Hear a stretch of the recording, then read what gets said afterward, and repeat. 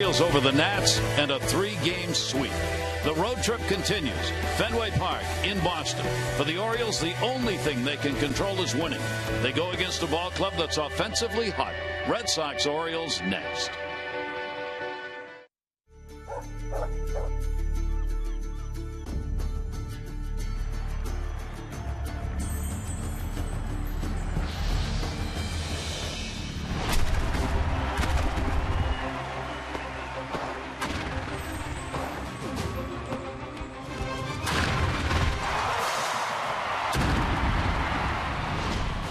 It's the Orioles on Masson, and a very good road trip, at least so far, continues in the city of Boston. And a fall evening as the Orioles and Red Sox open up this weekend set. Hi, everybody. I'm Gary Thorne, and welcome. For the Orioles, the precious few are now left. They have to count on themselves to get the W's in their own column and hope for a little help if they're to pull off that minor miracle and make a wild card spot. The chances are still there, and after playing interleague play against Washington, they now finish out the season in the division, starting with these games against the Red Sox. And the Red Sox have been a team they have handled this season. Let's take a look at the numbers. In the head-to-head matchup this year, the Orioles lead 11-5 in the series. Look at the batting average number. That average is the highest versus any opponent since 1954 when the Orioles came to Baltimore. They have outscored them by just 10. They've out-homered them. You see the numbers there. The Red Sox with the 17. The ERA has made the difference. Red Sox pitching has had its problems this year, and they've had it against the Orioles. Now, against the American League East, the Orioles have the third best win percentage against the East within their own division. Good batting average against them. They're averaging 4.6 a ball game. That's good enough to win. Their home runs have been 83 within the division. Opponents have hit just a point higher against the Orioles in division play, with the team ERA at 4.39 and 77 home runs allowed.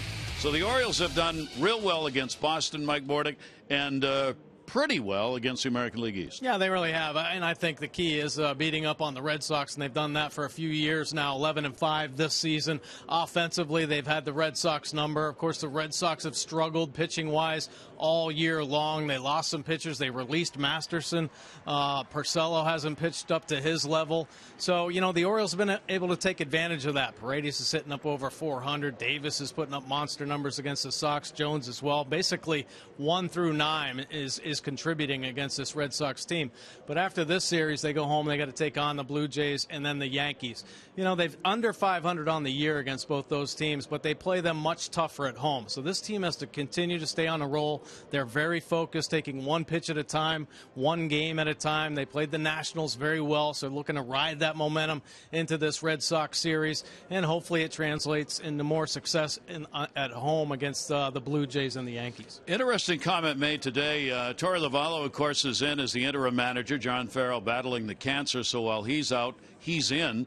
And talking today about the fact they play the Orioles and then have to play the Yankees, he said, we have lined up our pitching to be against the Yankees. It doesn't mean we don't care about the games against the Orioles, but our priority is against the Yankees because they're going for the division title. I thought that was interesting. The Orioles may draw a little break as to who the Red Sox throw on the mound in this series. All good for them, even though they're facing Rich Hill, who's kind of made a big comeback in his career. 35-year-old lefty is having some really good success in his first 2 starts here with the Boston Red Sox. So, hey, if that's the way it's going to be, then the Orioles have to certainly take advantage of that. They cannot look past any team. They can't take any pitcher lightly. They have to be on top of their game, and it really comes down to their own pitching, and they have to pitch well. And for the Orioles, they'll be without Adam Jones again tonight, but my feeling is, based on what Buck is saying, is if they need him tonight, he can play. Yeah, he seems really close. I mean, Adam Jones wants to be in the lineup. He's seeing how well this team's playing right now. It's really kind of amazing that they swept the Nationals without Jones and Britton in there. Of course, O'Day stepped in and got the 3 saves, and the Orioles offense came up with a timely hitting and a couple big home runs in that series. But it's obviously a much better team when Adam Jones is in that lineup. It makes everybody relax. There have been some defensive miscues in the Orioles outfield. They count on that Gold Glover in center field. And Miguel Gonzalez appears ready to be back in the rotation for the Orioles. Buck Showalter a few moments ago talked about Gonzalez and where he is. Miguel feels good today. That was big to come out of that. So his return to the rotation's close. And it's kind of important, more so, I think, for Miguel on a personal level than for the Orioles. Oh, absolutely. You know, Miguel set some high goals coming into this season. He wanted to pitch over 200 innings. He wanted to build off that great year he had last year, and it's been a disappointing year for him. He's never been able to get on a roll, and I think partly due because he's been pitching through some injuries. So maybe this time off will make him feel better. It would be nice if he'd get a couple starts in before the end of the season, and he certainly wants to get back out on the hill as the Orioles are closing that gap for the wild card race. All right. And we will keep an eye on what's going on with the other ball clubs involved in that wild card race. And tonight for the Orioles, Kevin Gausman will be on the mound. He has pitched exceedingly well against the Red Sox. And a former Oriole, the left-hander Rich Hill, will go for Boston.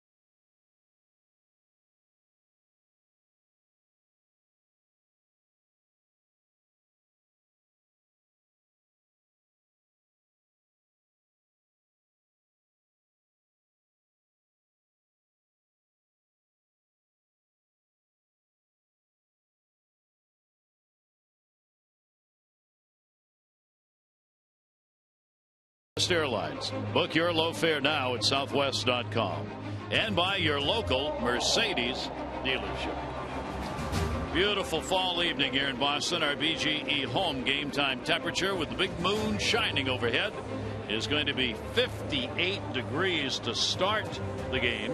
We'll probably finish down around 50. Fortunately, there's very little breeze.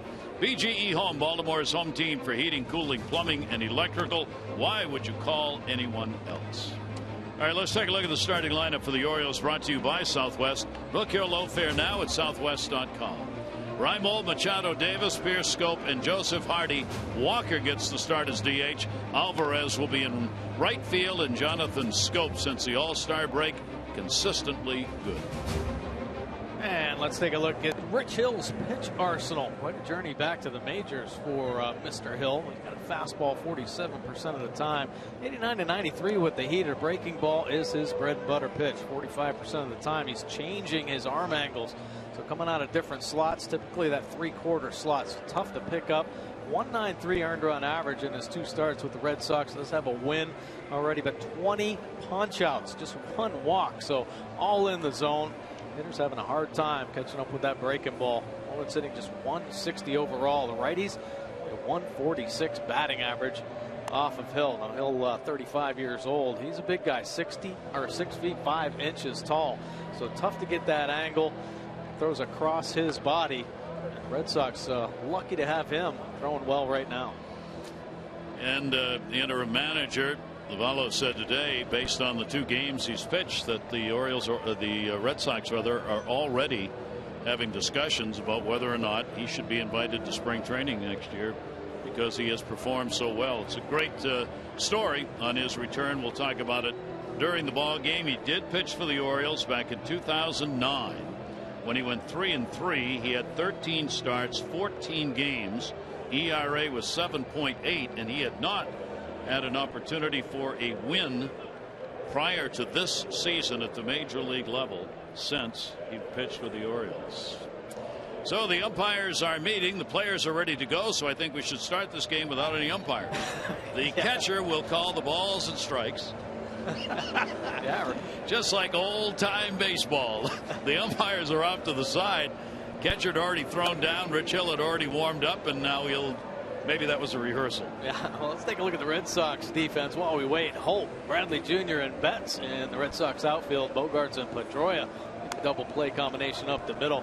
Marrero, young superstar third baseman at third, and Shaw at first base. Leone will do the catching tonight for the Red Sox. Very youthful team the Red Sox are putting out on the field these days. Some big injuries. Of course, Hanley Ramirez done for the rest of the season.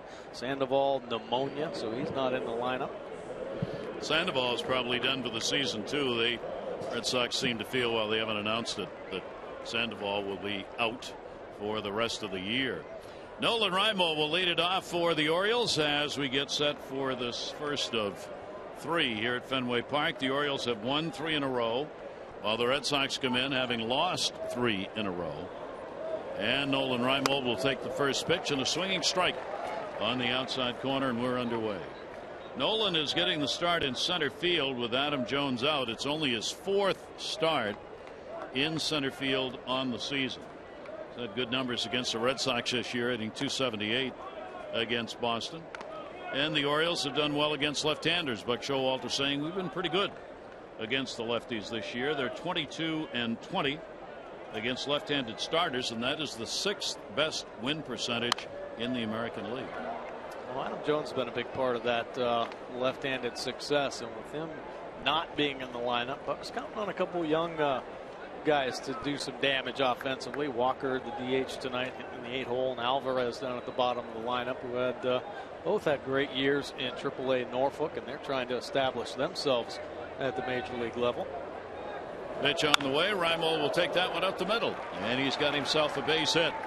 So the Oriole leadoff batter is on, as he has done so often since being given an opportunity to bat in that leadoff spot. That'll bring up Manny Machado, and Manny, of course, rounding out just a tremendous season. Yeah, finding his form indeed this year. 289, 30 home runs, 17 stolen bases in 152 games. Yeah, he has not missed a game all year. Take a look at the previous 3 seasons. 278, 33 home runs, 10 stolen bases combined. Manny just breaking out. Of course, a lot of people were talking about how doubles translate into power back in 2013. 51 doubles. Yeah, it's translating into power indeed. And you see the 5-game hit streak he has coming in. He has reached base 22 consecutive games with a .400 on base percentage over that span, which is one of the reasons why he is #1 on the Orioles in runs scored. He and Chris Davis 1 and 2 in that department, and in fact both of them have now tapped into the top 10 of the American League in runs scored. Manny is 6th and Chris is 10th. Short lead at first for Raimo. 1 ball, 1 strike delivery by Hill. Off speed up high. Tomahawk foul. A bouncer over into the dugout. Buck Showalter's not biggest, but certainly primary concern tonight was deciding who would be in the dugout and who would stay in the clubhouse. These are important decisions to be made at the major league level. There's not enough room for everybody on the Orioles to be in the dugout at the same time with the expanded roster. So I think the starters got a break. They get to stay back and eat in the clubhouse while the game's going on. Yeah, well, that's a good idea. It gets a little bit tight down there. Of course, Fenway Park, a great park. Obviously, so much tradition here, but everything has stayed small. It's stayed the same since it was built. Hasn't grown, has it? No. They've added some things to it, but none of that has been in the locker room area of the visiting team. The Red Sox home area has been picked up a little bit. In fact, a second story added. Pitch on the way. Manny will go to right field. Off the end of the bat. Turned the wrong way. Betts got a chance for 2. Throw to first, and they won't get it. Better throw would clearly have had Raimo Here's a strange play. Betts and Wright did a 360, still caught it. And Reimold, with just reason, was sure that ball wasn't going to be caught. Well, Manny Machado has been squaring every ball up he's hit, and he's driving it to right field. I think it catches Betts off guard. Great adjustment he made. Reimold thinking it's going to beat him deep, so he just turns and starts running. Then it's uh-oh, and he's heading back. Betts a nice throw in, just up the line a little bit, and Reimold able to avoid. Look at a little juke there to get out of the way of the tag by Shaw, and back in safely. It would have been interesting, a 9-3-1 double play. Yeah. But not to be. So the Orioles get Reimold back to the bag. Now the shift being put on. The Red Sox trying to figure out how they're going to play this. Marrero, the third baseman, now is going to move over and play that second base spot, with Pedroia moving over closer to the bag and Bogart staying on the other side. A little confusion there defensively as they were looking into the dugout with Chris Davis waiting. And the pitch to Davis will be taken outside for a ball. Chris, of course, another one of the reasons why the Orioles have improved against left-handers, with that .277 batting average against lefties, even better than his .254 off right-handers. You'll take that the other way. How about that? There's one. Bogarts to Pedroia, relays it on to first, and there is the double play. No runs, one hit, no errors, and nobody left on base. To the mound, Kevin Gausman when we come back.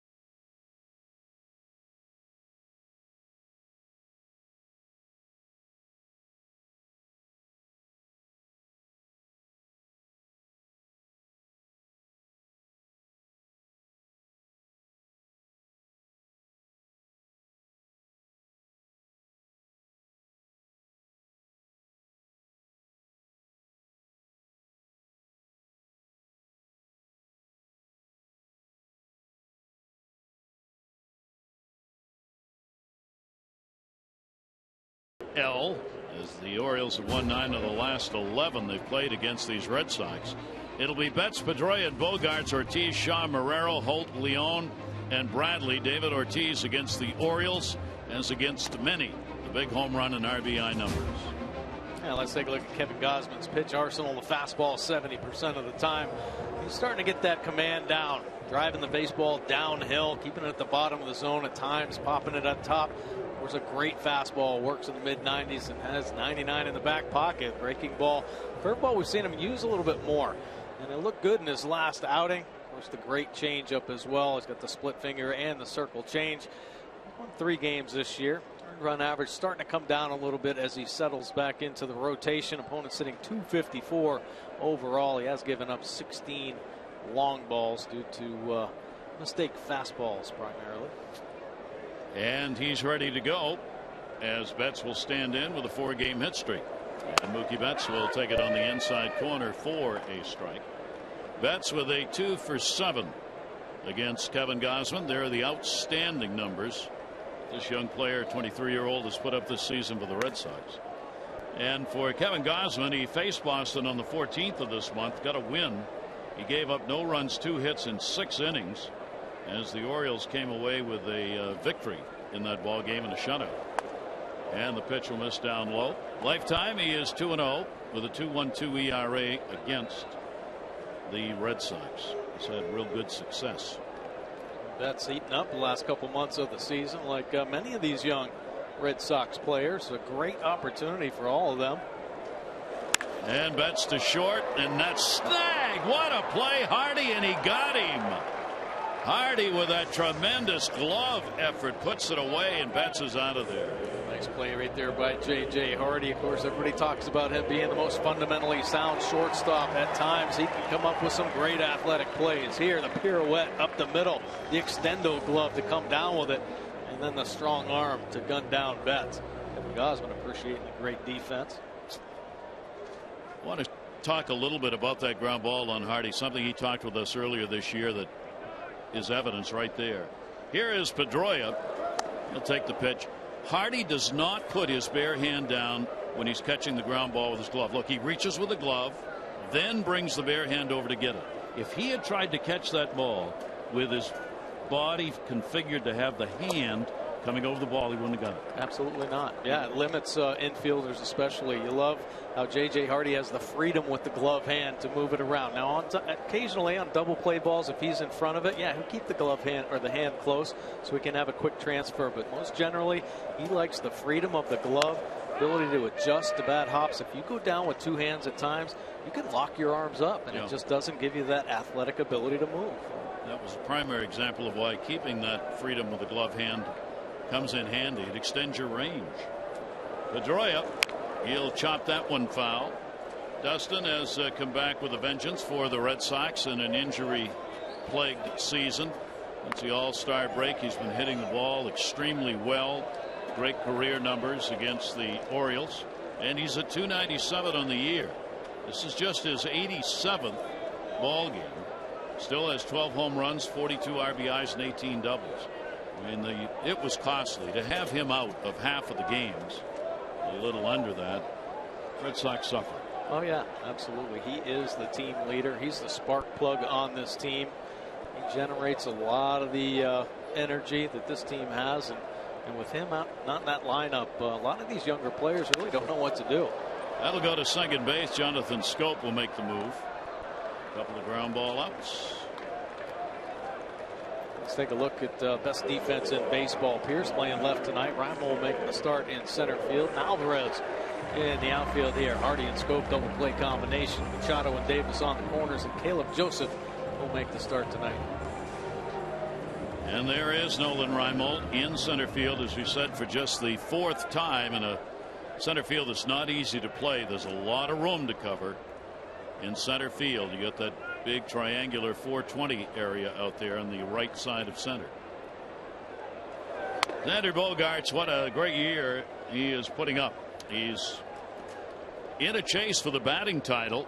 Right now, Cabrera, Miguel at 337, Bogaerts at 322. They are 1-2 in the American League in batting average. Pitch is going to miss a little bit low. Bogaerts also second in hits, chasing Altuve. Altuve's got 188. Bogaerts has got 185 base hits. He's had an even better second half than first half. He'll foul that one back. Joseph will come back and take a look, but it's out of play. Well, this is a great sign for Bogaerts here, settling in finally at the major league level. This is what they expected out of this young star. And he has been consistent all year long, not only with the bat, but defensively as well. A great stabilizer in the middle of the infield, and there's always concern about that. When you put a young player in the middle, how's it going to do? How's it going to affect your team? Well, he's shown that he can handle that spot, turn into a nice team leader out there, the backbone of this Red Sox defense. You see, he has really liked hitting at home. This has been a very comfortable place for him. Bogaerts will take the pitch. Couple of heaters. That one at 94 is going to miss inside, and a full count from Kevin Gausman. 3 balls, 2 strikes. Bogaerts 3 for 11. Ortiz waiting on deck, 3 for 11 against Kevin Gausman. Defense pretty much straight up. Bogaerts will go after it. This will be a tough one. Manny Machado's going to barehand it. Hang on to it. Foul ball or not. The ball was never called foul, and Bogaerts never ran. He's out. That is going to be a 5-3. If he goes on that, he beats it out. And Torlavalo is going to come out. He stepped out believing the ball had hit him, I think. He may have just thought, oh, I chopped one down to Manny Machado. That's definitely an out. I might just stay here and try to pull it off as a foul ball. Let's take a look. Ooh, really close to that front foot. But he didn't flinch like most hitters do. He actually took a good hard step. If he runs it out, he'd had a base hit. He may have. But he didn't. Lovallo is probably asking Jim Joyce, the crew chief, to take a look at it, not a challenge. But would they be willing to review it?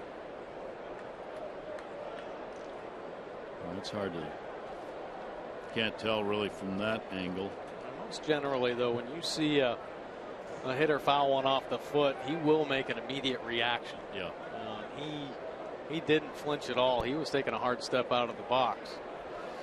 So they're going to go. The Red Sox, while their manager is out there arguing about it, the Red Sox have already taken to the field, and Rich Hill is already warming up. So they're ready to go. Fine play made, and the Orioles get a break on the third out.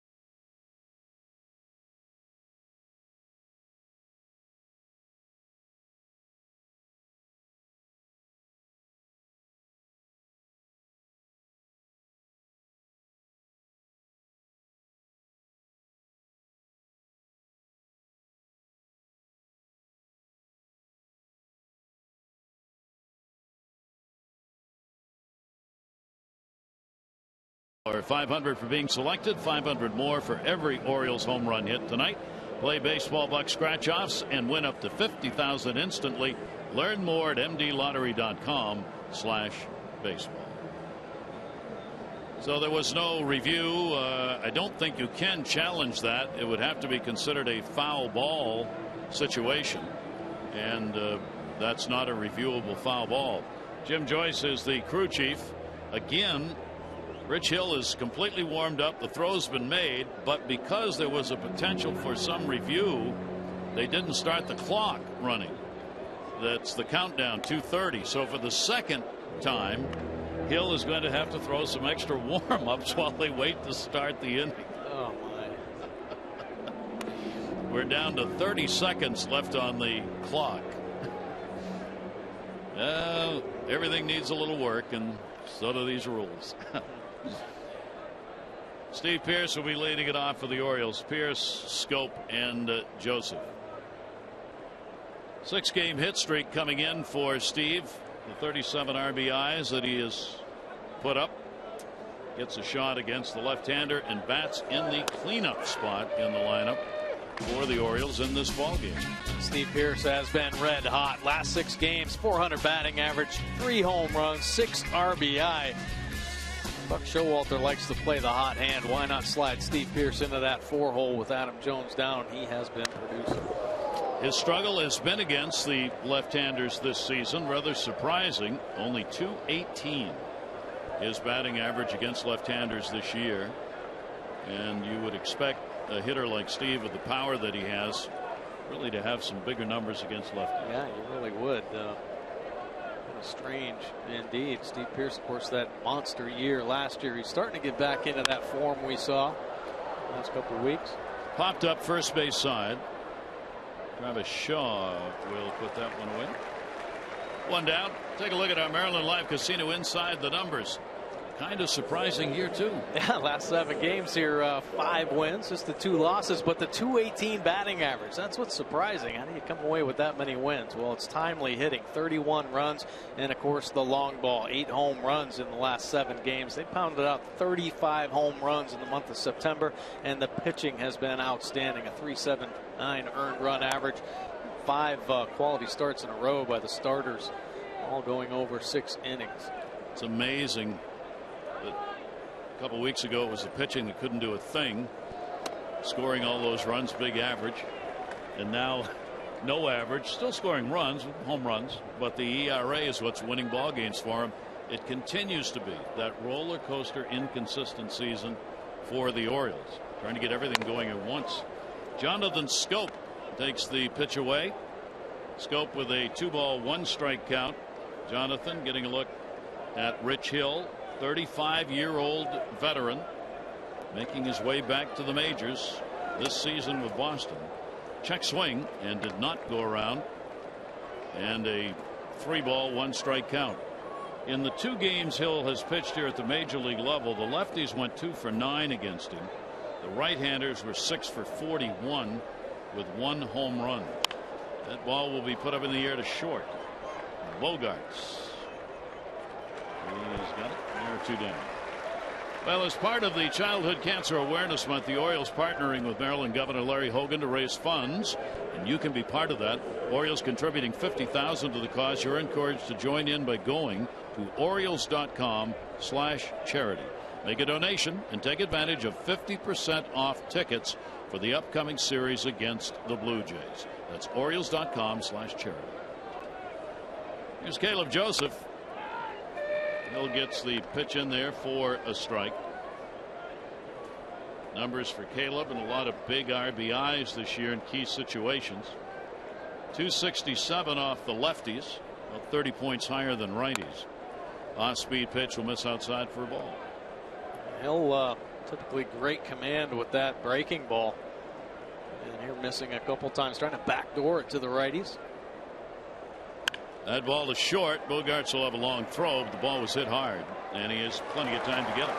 So only 6 faced through the first 2 innings for Rich Hill. When we come back, Ortiz will be leading it off.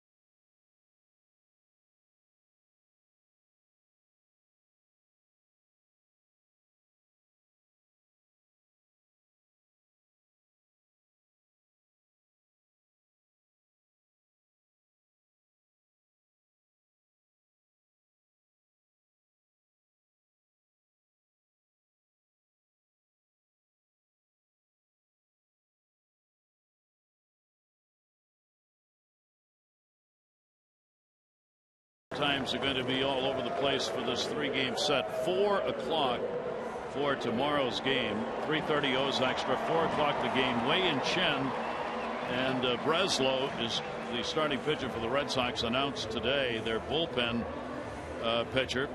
Breslow will be on, and Torey Lovullo said today probably 40 to 50 pitches. So they're going to try and just kind of bunch together some of their bullpen people to pitch that 2nd game of this series.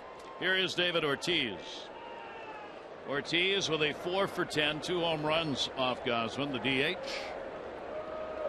Will take the pitch outside for a ball. Ortiz has raised his average. He is right now 6th in home runs, 6th in RBIs, and having a good second half, a good season for that matter. And the pitch away for a ball. Yeah, he's hit more home runs this year than he has since 2006. So David Ortiz got the stroke back after a real slow start to the season. On the way, Kevin Gausman will miss a little bit low, so he falls behind 3-0 on Ortiz. To be followed by Shaw and Marrero. See if he goes after him or not. He did, and just missed. Just for those of you who may be interested, you see this picture of him, which has a T-shirt, "Just a Kid from Santo Domingo." That is from the Players Tribune. If you go online to the Players Tribune, there's a really fine video that's been done about Ortiz growing up in the Dominican Republic with his sister, his mother, his father, talking about him, showing their old neighborhood where they lived. I mean, it was tough. He grew up in a tough neighborhood. That's going to find the gap. It'll be chased down, maybe. Cut off, no. Handled by Reimold, and it'll be a double. That's that big area we were talking about out there in the well where it goes to 420. Ortiz gets a two-bagger. That ball is scalded into the gap. Alvarez doing his best to try to cut it off. Gets under the glove. Nice backing up for Reimold. That's going to be the test here. Center field is a chore for any outfielder. A lot of quirky angles out there. Of course, the green monster. So a lot of backing up for a center fielder. Well, the Red Sox will get a chance. Would have been a double even if Alvarez had made the initial play. He was on his way, and Alvarez is going to have to do a 360 to get the throw back in. Here is Shaw. Travis Shaw will take the pitch away for a ball. Shaw is making things interesting regarding the first base position for next year. He has impressed more perhaps than anyone thought. Those numbers he's put up. The Orioles have held him down. He's 1 for 12 against the Orioles, but the one hit was a home run, good for 2 RBIs. 1-0 delivery by Gausman, and that will be on the outside corner for a strike. Well, this has been such a crazy year for the Red Sox. So a lot of injuries, a lot of players not playing up to potential. So some of the younger players in the minor leagues are licking their lips saying, hey, here is a chance. Well, Travis Shaw, one of those guys. Look at the numbers at home. 355, 8 homers, 19 RBI. And he'll foul that one away.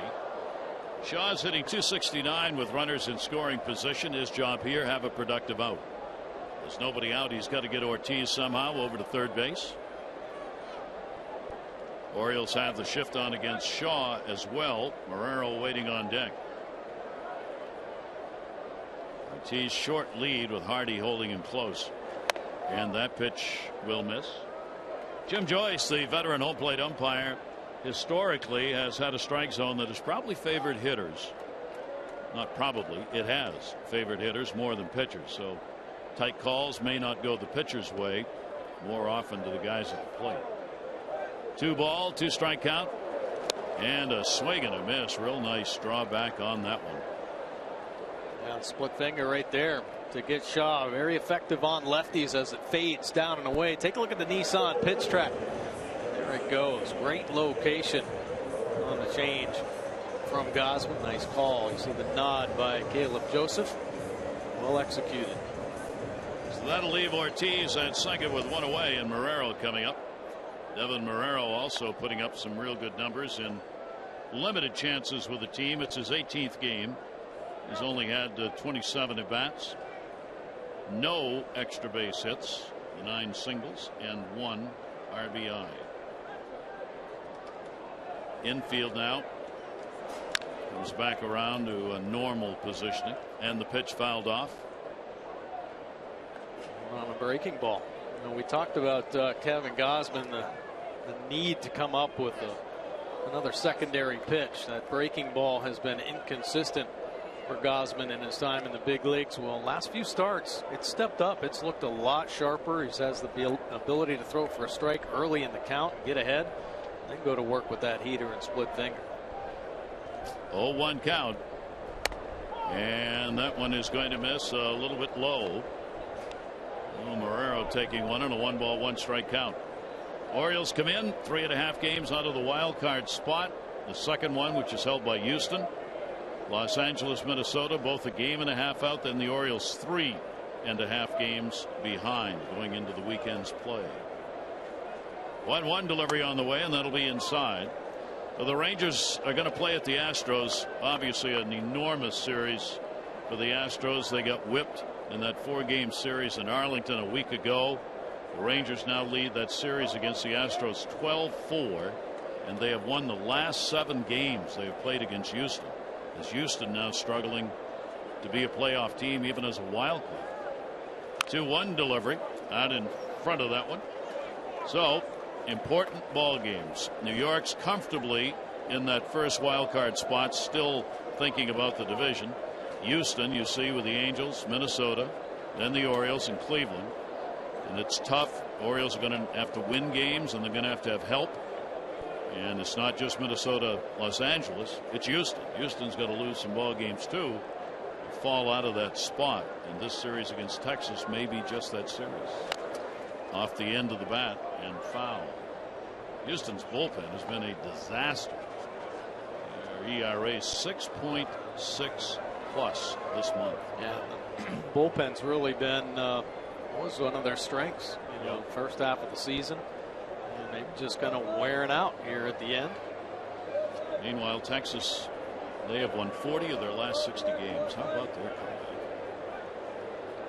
2-ball, 2-strike count, runner on second base, and that one will be fouled back again. So a good battle engaged here. Marrero and Gausman trying to find a way to get him out of there. Would like to K him right here. Yeah, Caleb Joseph wanted that last fastball up at the top of the strike zone. And you see the 6th pitch on the Nissan pitch track right down the center of the plate. Elevate, maybe a swing through. 2-ball, 2-strike count. And he got him.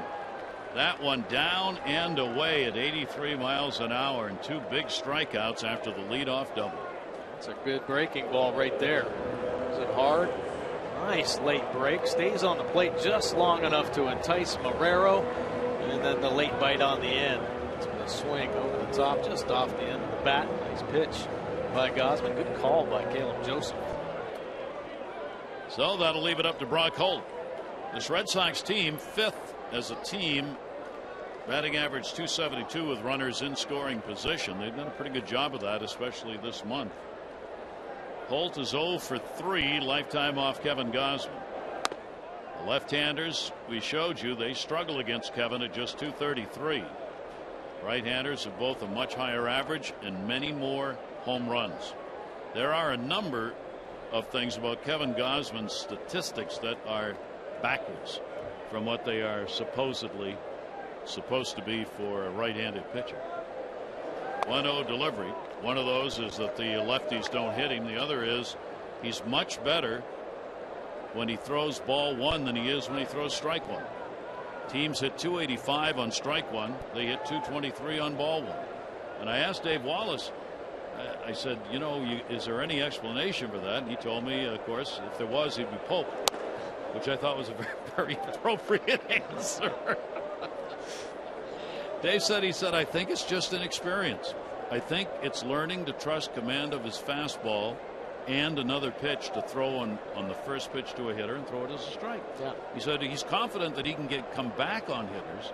He's less confident about putting that first pitch in to hitters. That's why I think we've seen him throw that breaking ball a little more frequently early in counts.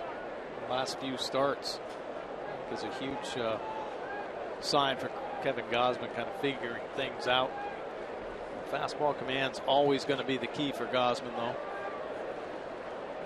As it is for almost every pitcher, unless you throw a knuckler or a Steve Carlton slider. That is fouled off at 86 miles an hour. So a number of these hitters here this inning are not seeing 90-mile-an-hour pitches. Ortiz got himself a double, but he remains out there as they've been unable to move him up. And Holt at 3-2. You like the way Gausman's mixing up his pitches here early in the ball game. He's showing everything. So now hitters starting to think a little bit differently. They can't just gear up for the heater. That one to the middle, and Hardy short hops it and makes the play. And the Orioles shortstop has come up with two very fine defensive plays already in this ball game. That one goes through. It's a run, but Hardy again, by using that glove liberally out in front, makes the play.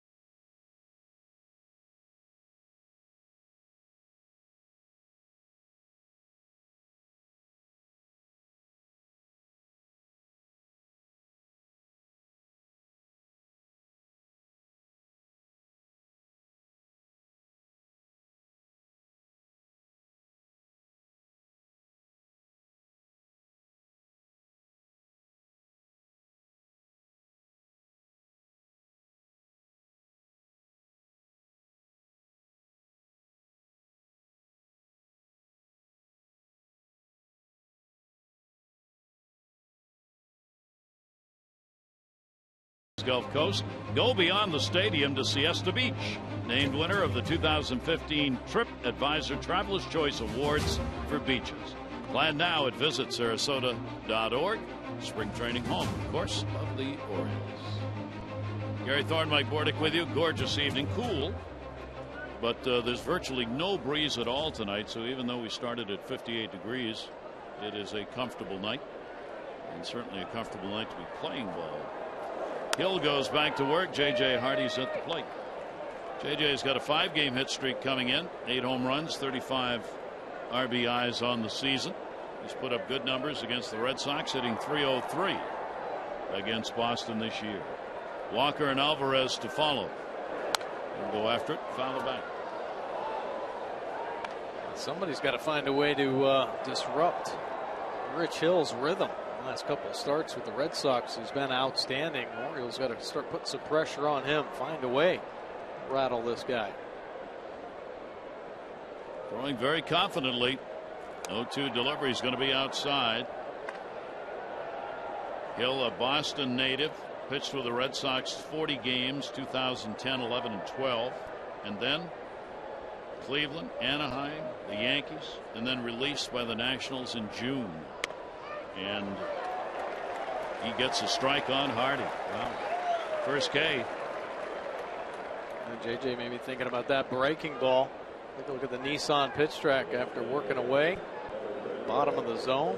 Out center, but JJ gets locked up. So he gets the strikeout, one away here in the 3rd inning. Christian Walker's got the DH job for the Orioles in this game. Another one we've talked about all season long, playing AAA Norfolk. There's the off-speed breaking ball in there for a strike. It's only his 4th game, and he's only had 3 at-bats for Christian, but there are the numbers. 18 home runs, 74 RBIs. Good numbers, and actually picked it up in the second half, and that's the reason why he's here. Now, always considered a top prospect, offensive prospect, but worked on his defense, and that continues to get better and better. Ron Johnson has praised his work at first base, but praised how he's bounced back the second half, and really made a statement offensively. Take a hop up into the seats into foul territory. 1 ball, 2 strike count. Chris Davis, if he does not sign with the Orioles. Are you looking at the first baseman who may be playing next year at the major league level? Possibly. 1 ball, 2 strike count. And a swing on an 89-mile-an-hour strike. 2 down. Creates a real tough angle on the right-handed hitter. He's over on that third base side. Steps across the body, and this ball is just darted down and in to Walker. He tries to get to it, but drops the bat head a little. Back-to-back Ks for Hill. Hill was playing with the Long Island Ducks after he got released by the Nationals in Independent League. Red Sox saw him, signed him, minor league deal in August, and now here he is in September. And a foul ball, Alvarez. Hill's trying to go through the lineup the first time, facing a minimum 9. Alvarez getting the start in right field in this ball game. He has played against the Red Sox this season. Couple of hits, 3 at bats. His fine numbers in the minors, coming up in a hurry, and a pitch on the inside corner for a strike. I mean, Hill's painting it. Yeah, he's just painting it. He's pumping the fastball right now. I believe this guy was playing for the Independent League Ducks a couple of months ago. 0-2 delivery on the way. Alvarez on a floater that got away way up high. 1-2. The Red Sox, not only at the major league level, had problems with their starting pitching, but even in AAA, they were just decimated with injuries. So Hill was just perfect timing for him as he slid into the Pawtucket Red Sox rotation. Pitched pretty well. 3 wins with a 2.78 earned run average. They said, what the heck, give him a look.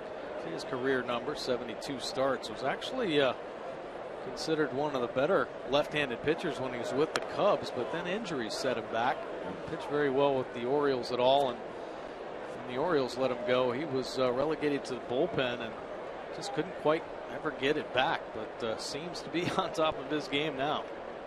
35 years old. Here's the 3-2 delivery on the way. Out in front of it, fouled off.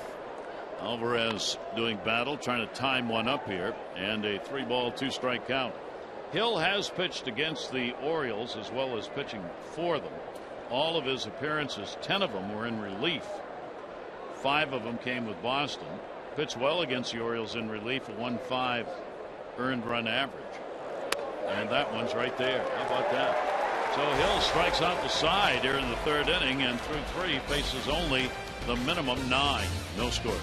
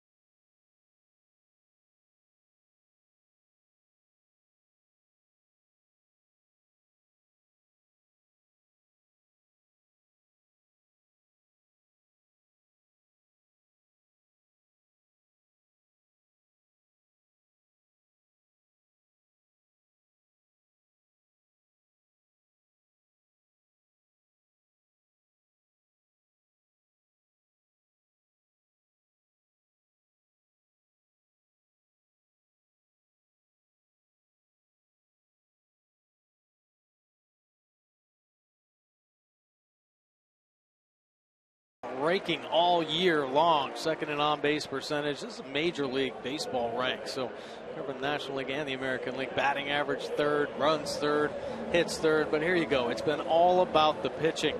Earned run average 4.42, 26th in all of Major League Baseball, and that slugging percentage, not just getting hit, they are getting crushed. So the slugging percentage way up, 427 is 26th as well.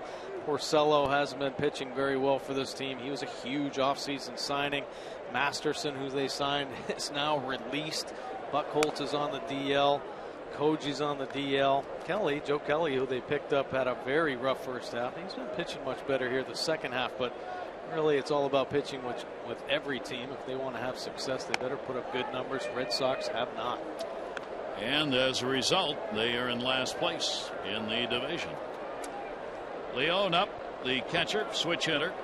Then Bradley, and then Betts top of the order. Gausman gets the foul ball off the 79-mile-an-hour pitch, and that one got a piece of Jim Joyce, the home plate umpire.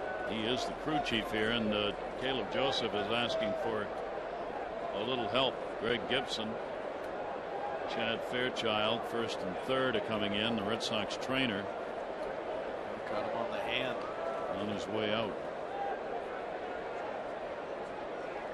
He's not very comfortable right now.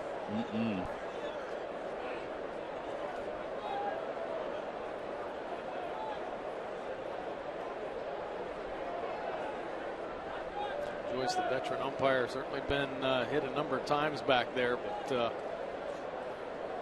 shaken up right now. Yeah, he hasn't. First movement he's made.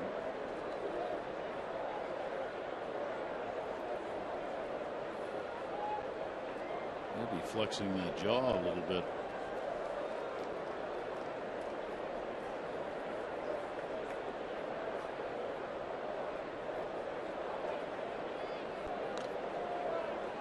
He's smiling. That's a good sign. As soon as the other umpires realize he may be okay, gloves are off. Yeah. And it's all fun. It's all jokes. There you go, a little pat on the backside right Hit there. on the shoulder. All right, let's go. Suck it up. The right to the jaw. You got your TV time, Jim. Let's go.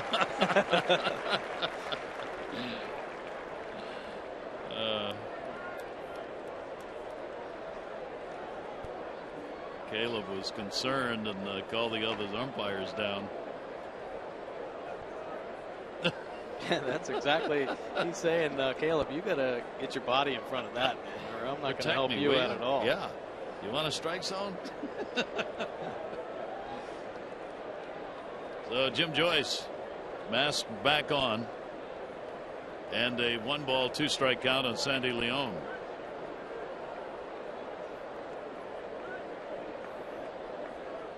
And Jim going, just the third inning too.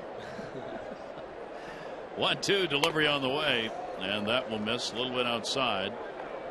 2-ball 2-strike count. Kevin, though, around the plate on everything here in this ball game. 2-2 delivery. Leone will foul it back. Kevin's problems have been on the road. He's been outstanding at home. 2.38 ERA, but that goes all the way up to 5.8 in road games. He's 2-1 at home, 1-5 on the road this year. 2-ball 2-strike delivery on the way, and that's there in the inside corner and got him. 3 Ks. He wanted to get that fastball in there for a couple pitches. Finally painted the inside corner, 96 miles an hour. Just dotted on the black in there. A sequence of pitches he threw here to Leone as well. And one ball that caught plate umpire Jim Joyce was a slow breaking ball. So featuring the slow curve, the hard slider, and of course the cheese that we're so used to seeing. And here is Jackie Bradley Jr. shift on in the infield against him because of his speed, though. You can't play back too far. 9 home runs, 40 RBIs, 0 for 2 against Kevin Gausman. There you see the defensive alignment. Pitch will just miss inside. Well, he went down and he learned, and has started 47 of the Red Sox 50 games since coming back from AAA Pawtucket. Moving around in the outfield, showed bunt, skips on the ground. Bradley's head starts in right center, 9 in left. So the Red Sox have had a real chance to take a look at him both at the plate and defensively in all the outfield positions. Well, they've liked him for a number of years, and they're just waiting for that bat to start to take off at the major league level. Seems like every time they send him down, he does a great job in the minor leagues. And there you see before the break, just 133. And since the break, starting to pick it up. And this is what they've been waiting for. Him to be confident and more comfortable at the major league level. And you're seeing what he's all about. Great speed. He's got the 9 home runs. And perfect at the bottom of this order. 1 down. Mookie Betts, another speedster, waiting in the on-deck circle. Gausman's delivery to him, and that's there, and he knew it. He was waiting, hoping, but that was a great location. Yeah, this fastball is ridiculous right now from Kevin Gausman. 96, right at the bottom of the strike zone. Like he has great command right now of the heater, moving it all around. He's working it in for strikes on the lefties, which sometimes can be hard for Kevin. Much better throwing into the righties on the arm side. So Mookie Betts will stand in. Betts grounded out on a fine play by Hardy at short. His first time up. He will take the breaking ball for his strike. The Orioles have really held down Mookie Betts this year. Not many have. He's hitting only 167 against the Orioles. Compare that to his 281 overall average. Pitch will be taken down low. Well, the Cubs had a chance to clinch a playoff spot today. That would have been so great at Wrigley. They couldn't do it. Pirates beat them by 1.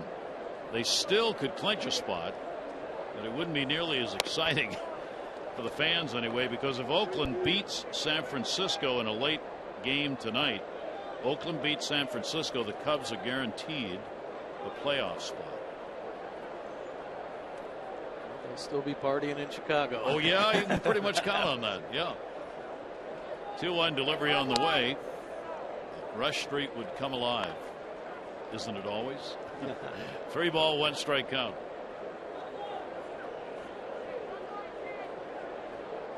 Cubs and Pirates in their own big series. Here's the 3-1 delivery on the way, and that's going to miss outside. You see how close these pitches are. First walk surrendered comes with 2 down. Time for you to tweet your strongest fan photo. Use O's Couch Cam. You just might see yourself in an upcoming broadcast brought to you by T-Mobile.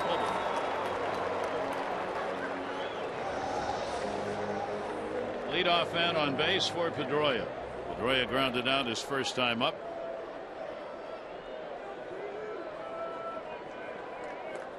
Pedroia, as always, a tough out against the Orioles. Couple of home runs, 9 RBIs this year. Hitting .314 against the O's. And the fastball is right there for a strike. The Red Sox are, despite the offense they've put up here this month, which has been pretty good, they're 11-10 in September. Of late, during their 3-game losing streak, it's gone away. They have been held scoreless now in 26 of the last 29 innings.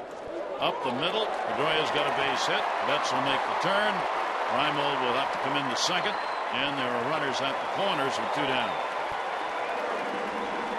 Great speed by Betts, and Pedroia doing what he does. Takes what's given to him. Clean single back through the box. Hard enough to get it by Hardy, who's already come up with some nice plays on the glove side. You see Betts' head is up. So making that decision all on his own, as a base runner should, easily into third base. So the Red Sox get an opportunity again to get one on the board. They had the double by Ortiz leading off the second. He was stranded. Now after 2 strikeouts, the walk and the single turn the opportunity over to Xander Bogaerts. Bogaerts is 5th in the American League with runners in scoring position, hitting .349. Actually moved into a tie with Trout for 4th in that position. So here's their best in these situations for Boston. Gausman's pitch to him. Good stop by Caleb Joseph. 1 in the dirt. With that splitter Kevin has used this year, part of the reason why he's had 6 wild pitches.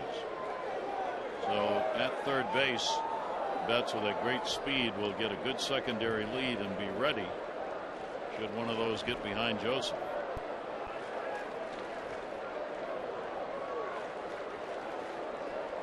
One-0 pitch on the way, and that's going to miss. And the count goes to 2-0. That's how locked in Bogaerts is right now. I mean, it's a great opportunity for the Red Sox with runners on the corner, but spitting on a couple pretty good changeups at the bottom of the strike zone, not even flinching. Looking up, waiting for his pitch. Probably something out over on the white of the plate. 2-0 delivery and went for the outside corner. Does not get the call. So the count goes to 3-0. For Kevin this year, with runners in scoring position, a .247 batting average in these situations. And you can see Buck upset about a couple of these calls that have not gone the strike way. 3-0, and that is there. 3-1 with 2 down. Came back with a 96-mile-an-hour eater. Yeah, you think when Kevin's throwing the ball, he is not missing at all. He is working the edges of the plate and showing that consistency. Many times a veteran umpire will start giving him the benefit of the doubt. If he keeps hitting the glove, he will be rewarded. First and third, 2 down.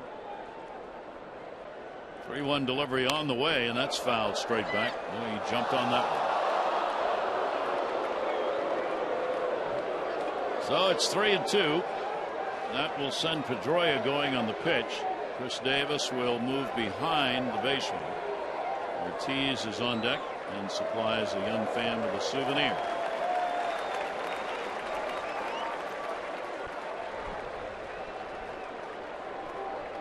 Outfield, swung around towards right and fairly shallow in center and right.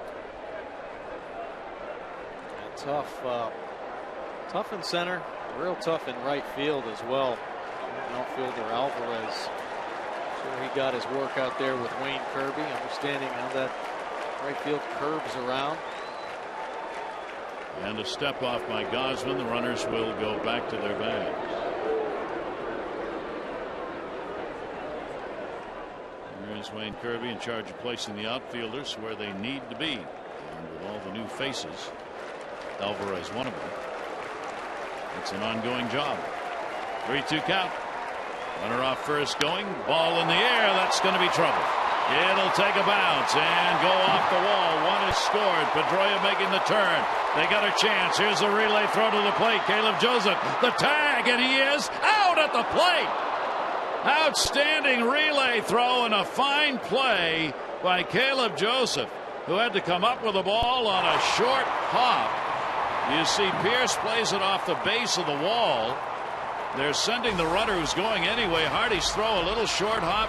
Joseph got it. Jim Joyce says you are out of there. Big help defensively for the Orioles.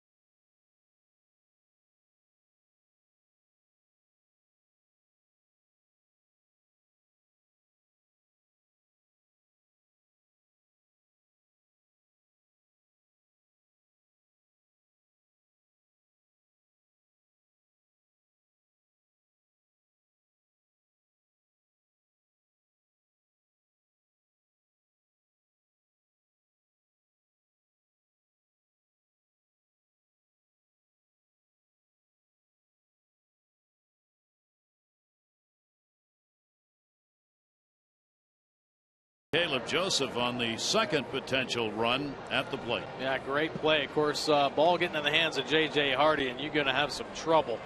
Caleb Joseph, a beautiful job. Actually started straddling home plate and then had to make the adjustment to pick the baseball. Take a look at his positioning here. Looks down at the plate. He's out in front, then he straddles, so gives him plenty of a lane. But when it's a short hop, he can do whatever he wants to do to try to catch that baseball, and he picks it cleanly. Takes care of the baseball and shows home plate umpire Jim Joyce. Yeah, big out there. the Orioles defense. They play all the way around. So Pedroia thrown out. He was, of course, running on the 3-2, and that's that advantage you get by taking off in those situations. They waved him around. Hardy's having himself quite a game. He made the relay throw. Well, the Orioles are going to return home to begin the final week of the regular season. 4-game series coming up against Toronto starts Monday. On Wednesday, fans will get the Miguel Gonzalez designed El Mariachi t-shirt. Don't miss out the final t-shirt giveaway of the year. For tickets, Orioles.com or 888-848-BIRD. So the Red Sox have the 1-0 lead, and the pitch taken inside by Reimold.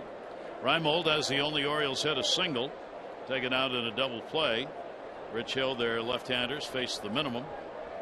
3 strikeouts. He struck the side out in the 3rd inning. Red Sox get a run on 3 hits. The Orioles 0-1-0. Reimold making some adjustments in his swing, starting to feel more comfortable at the plate. Has been swinging the bat very well for the Orioles. See how that front hip's kind of turned in, almost turning his back towards the pitcher, and that's because he does not want that front side to leak too much. Steve Pearce made that adjustment last season when he came back and just raked. He saw the baseball well. He was able to let it travel, didn't lose any power, kept that front hip locked and loaded. He saw the ball in the zone, let it fly. Well, Reimold's been doing that here recently for the Orioles as well. And Coach Scott Coolball working with Reimold on a daily basis. Loves the consistency he's seeing. 2-2 delivery on the way, will be popped up outside of first base. Travis Shaw is there, and there's one away here in the 4th inning. Not receiving Masson mobile alerts? Well, just text the word Orioles to 29292 for in-game alerts and chances to win exclusive prizes, including meet and greets with your favorite players and autographed memorabilia. That's Orioles 29292. Toronto's got a chance to clinch a playoff spot tonight. I mean, they're going to go. They got to have a lot of things happen, though. They got to beat Tampa Bay. Detroit's got to beat Minnesota. Seattle's got to beat the Angels. If all that happens, Toronto guarantees themselves a spot. More importantly, they're trying to stay ahead of the Yankees. Yankees are 3 games out in the division lead. And also, they're looking for the best record in the American League for the home field advantage. They've got 87 wins. Kansas City's got 89.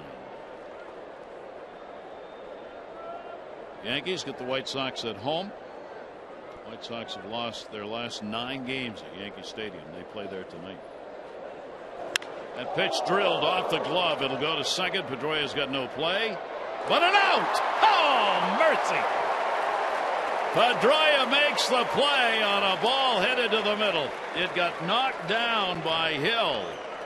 And shaking his head over there is Manny Machado. Can't believe it, and they may look at the video on this. Well, rocket back through the box off the glove, so it slows it down a little bit, but not giving up.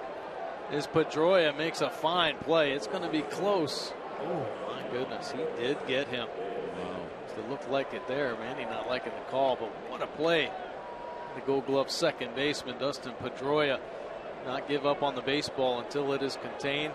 There, nice job. If you hesitate at all, Manny's going to beat it out. So good read and a strong throw across the diamond. And Pedroia had to contend with the base itself. That was a ball that looked like it was going to hit the bag. It really did look like it was going to hit the corner of that base. It's an outstanding play. We're seeing some great infield play here by both sides, not unexpectedly, from the likes of Pedroia and J.J. Hardy. Here's Chris Davis hit into a double play his first time up, going for the long ball. What a year he's had against the Red Sox, hitting .317, 3 home runs and 11 RBIs against the Red Sox this season. 0-1 delivery by Hill, kind of sidearmed that one in there and gets a strike. Yeah, changing the arm slots. That's why Hill's had some recent success. It used to be just one arm slot, the 3/4 slot, but he'll change it on the fastball and the breaking ball. The other way, and upstairs, a foul ball.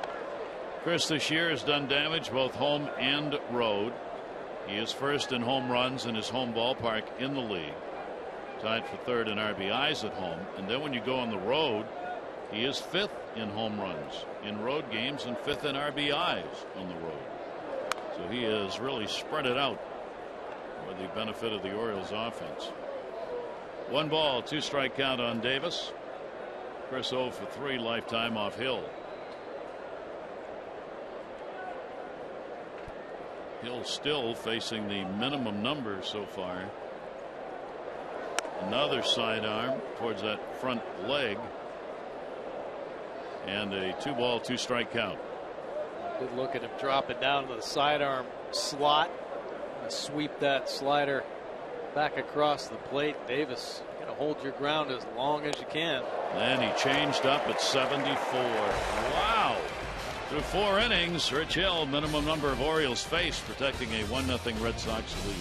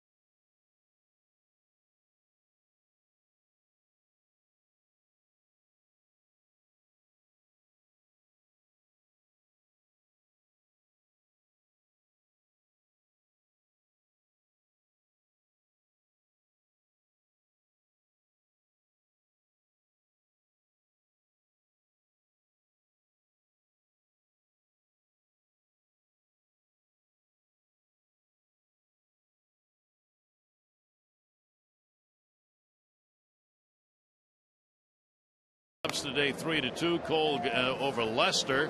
Pretty good outings by both. Cole exceptional. The Royals have clinched the American League Central title, 2 games ahead of the Jays for the best American League record, and for the Yankees 3 games behind the Jays in the East and 4.5 games ahead of the second place Houston Astros in the wild card race. Congratulations to Kansas City. Ned Yost and company got their first division title since '85. They're the first to win their division. And if they should end up in a tie in number of wins with Toronto, Toronto wins the tiebreaker because they won the season series 4-3 over Kansas City. And that could happen. Only a 2-game separation. Yeah. Here's David Ortiz. Ortiz a double and stranded his first time up. Bottom of the 4th inning, 1-0. Red Sox on top. Ortiz a tapper to the shift. Hardy. 1 down. Now the Orioles close out the regular season. Fan appreciation weekend. It'll be against the Yankees starting next Friday. A lot of events. Fireworks presented by Johns Hopkins Medicine on Friday. Orioles knit bomber hats. First 20,000 fans 15 and over on Saturday. And the Steve Pearce Fans Choice bobbleheads presented by AT&T Sunday for the first 25,000 fans 15 and over. You can go to Orioles.com for tickets. Fan appreciation weekend coming up. Final week of the year. That one is a skip going by Travis Shaw. Shaw was the first strikeout victim for Kevin Gausman, who's walked 1 and struck out 4. And wouldn't you know it, that lone walk that came with 2 down to Mookie Betts is the run that scored. Here's a Sunday Times ground ball played by Hardy. That sounded like it was hit with the rolled up editorial section of the New York Times. Don't say that. Oh, that's terrible. I'll tell you a quick story about that in a second, but nice pitch by Kevin Gausman. Another breaking ball there. Hit Shaw out in front. I was a younger player. I came back into the clubhouse. We were in Detroit Tiger Stadium, and I heard the announcer say, "Well, it looks like Bordick's swinging a wet newspaper." It broke my heart. It crushed my confidence. So I hope he doesn't go back in there and hear you say that. And the pitch is taken for a strike. Well, you didn't remember it, so it doesn't matter. Marrero, a strikeout victim. 0-1 delivery on the way, and that is taken for a strike.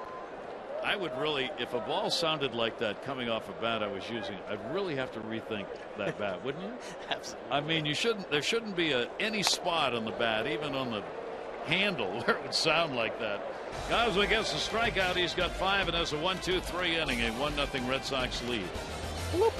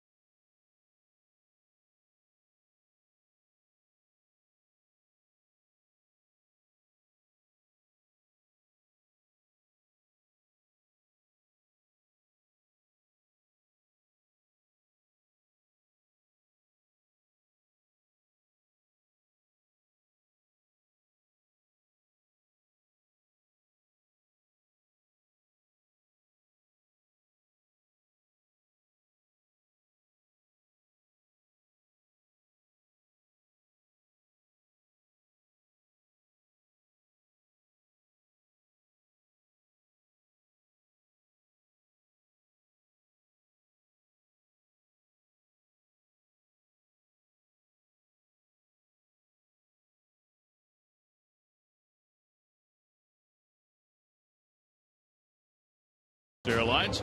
Book your low fare now at southwest.com and by Coons.com. When you're talking cars, you're talking Coons. Mike Bordick on his way into the ballpark. We hooked the camera up in the back of the bike for him so he could see how it was going, and he arrived here safely.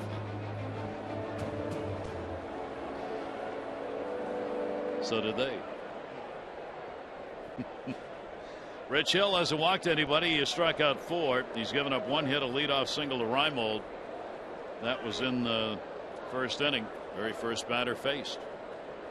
Pierce popped up his first time up. Steve will take the off-speed delivery in there for a strike. Jonathan Scope and then Caleb Joseph. Orioles 11-5 against the Red Sox on the season. So they've guaranteed themselves the season series W. Now would like to tag on 3 more W's here in this 3-game set. Think about some of the players that the Red Sox have on the field right now. Rich Hill definitely included. A whole new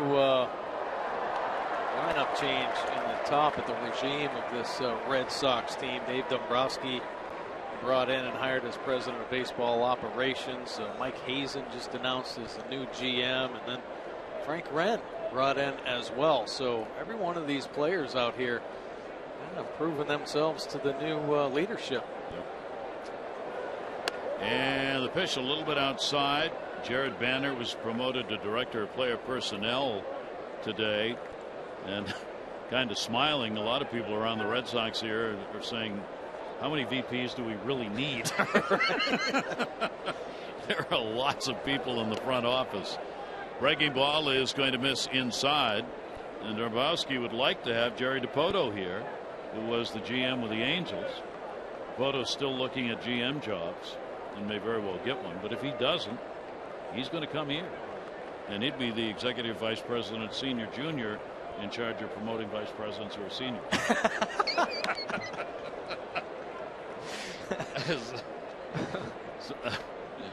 They do have a lot of folks in the office. 3 ball, 2 strike count. Steve Pierce leading it off for the Orioles, trying to find a way to get to this left-hander. 57 pitches. He's been effective and efficient. Pierce swings on one, just got the end of the bat on it. That was cue shot. The ability to command that breaking ball is really impressive, and the fact that he's changing arm angles on both his fastball and that curveball, I think, is making it tough on this Orioles offense to pick up the release point. We've seen a number of hitters locked up on fastballs, just not seeing it very well. He's working in a hurry. Pierce will get one to right. Betts. One down in the top of the 5th inning. For every Orioles walk, Care First Blue Cross Blue Shield contributes 50 to the March of Dimes. The O's have 386, a total of $19,300. Care First Blue Cross Blue Shield encourages each of us to take that first step towards a healthier and more active lifestyle. There is Adam Jones. Back problems still keeping him out of the starting lineup, but Buck Showalter clearly says if he needs him tonight, he'll use him. Foul back by Jonathan Scope.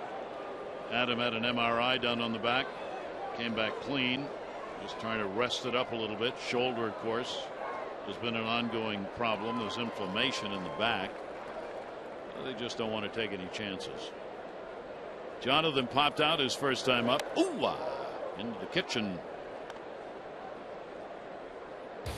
Jonathan Scope has been another one of the red hot hitters for the Orioles. 5 home runs this month. Jonathan Scope showing the monster power. Of course, injured most of the year with the bad knee. Right here at Fenway Park with big time power. The young Orioles second baseman. That's generally how you get to big time power. You throw 73-mile-an-hour changeups and have them swinging on their front foot. Yeah. And that's what Hill has been doing in this ball game.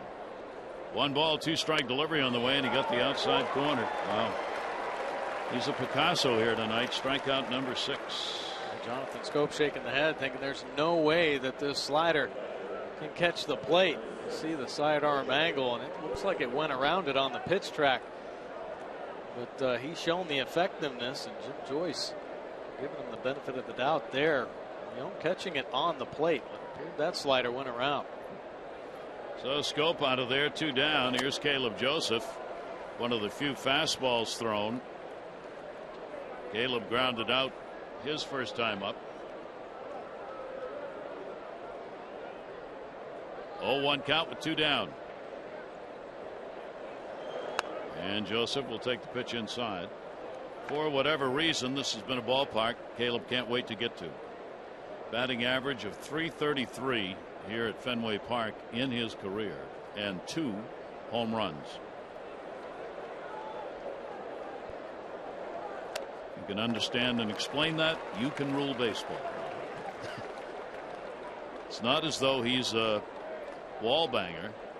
He does not particularly drive the ball to the monster to get base hits or doubles. He more often tends to be a gap hitter in this ballpark. Off-speed delivery will miss outside. Caleb, good numbers here at Fenway, and good numbers at Yankee Stadium as well. So you perform well on these parks, you're going to get a lot of playing time. 2 balls, 2 strikes, 2 down. And away. Hill just had that one get out of his hands. And a 3-ball, 2-strike count on Caleb. Trying to keep the inning alive for J.J. Hardy.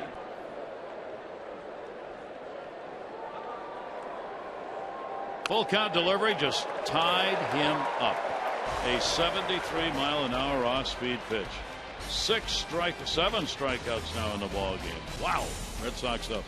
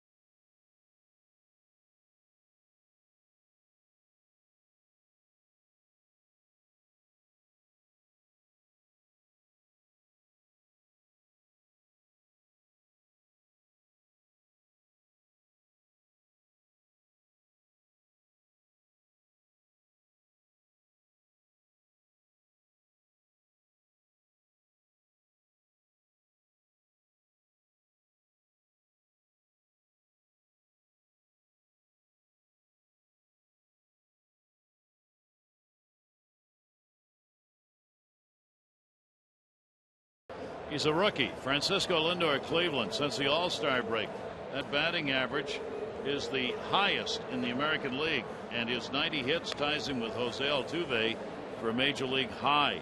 Kansas City Royals, 10 or more runs in games 5 times in September. They had done that only 6 times in the first 5 months of the year.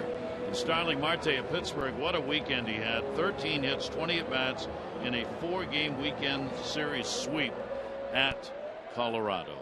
Some highly offensive numbers.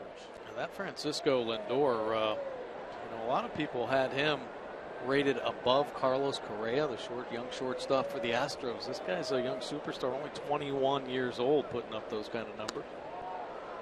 Citing young players around baseball this year. It just seems as though there's more of them. Yeah. Here is Brock Holt. Holt grounded out his first time up. Leone and then Bradley. Kevin Gausman. And bounced off the shin guard, I think, of Caleb Joseph. Take a look at the pitch here to Brock Holt. Caleb Joseph sliding on the inside corner and just gets spiked. Buried that one. Manny Machado in at third base. Holt will take the pitch away.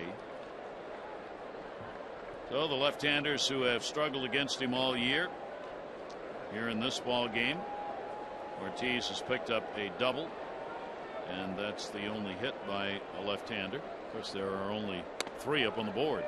Pitch is taken for a strike. Red Sox 1-3-0. The Orioles 0-1-0.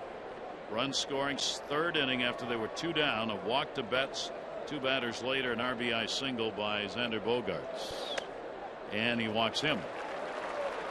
And that is the ever dangerous leadoff walk here in the bottom of the 5th inning.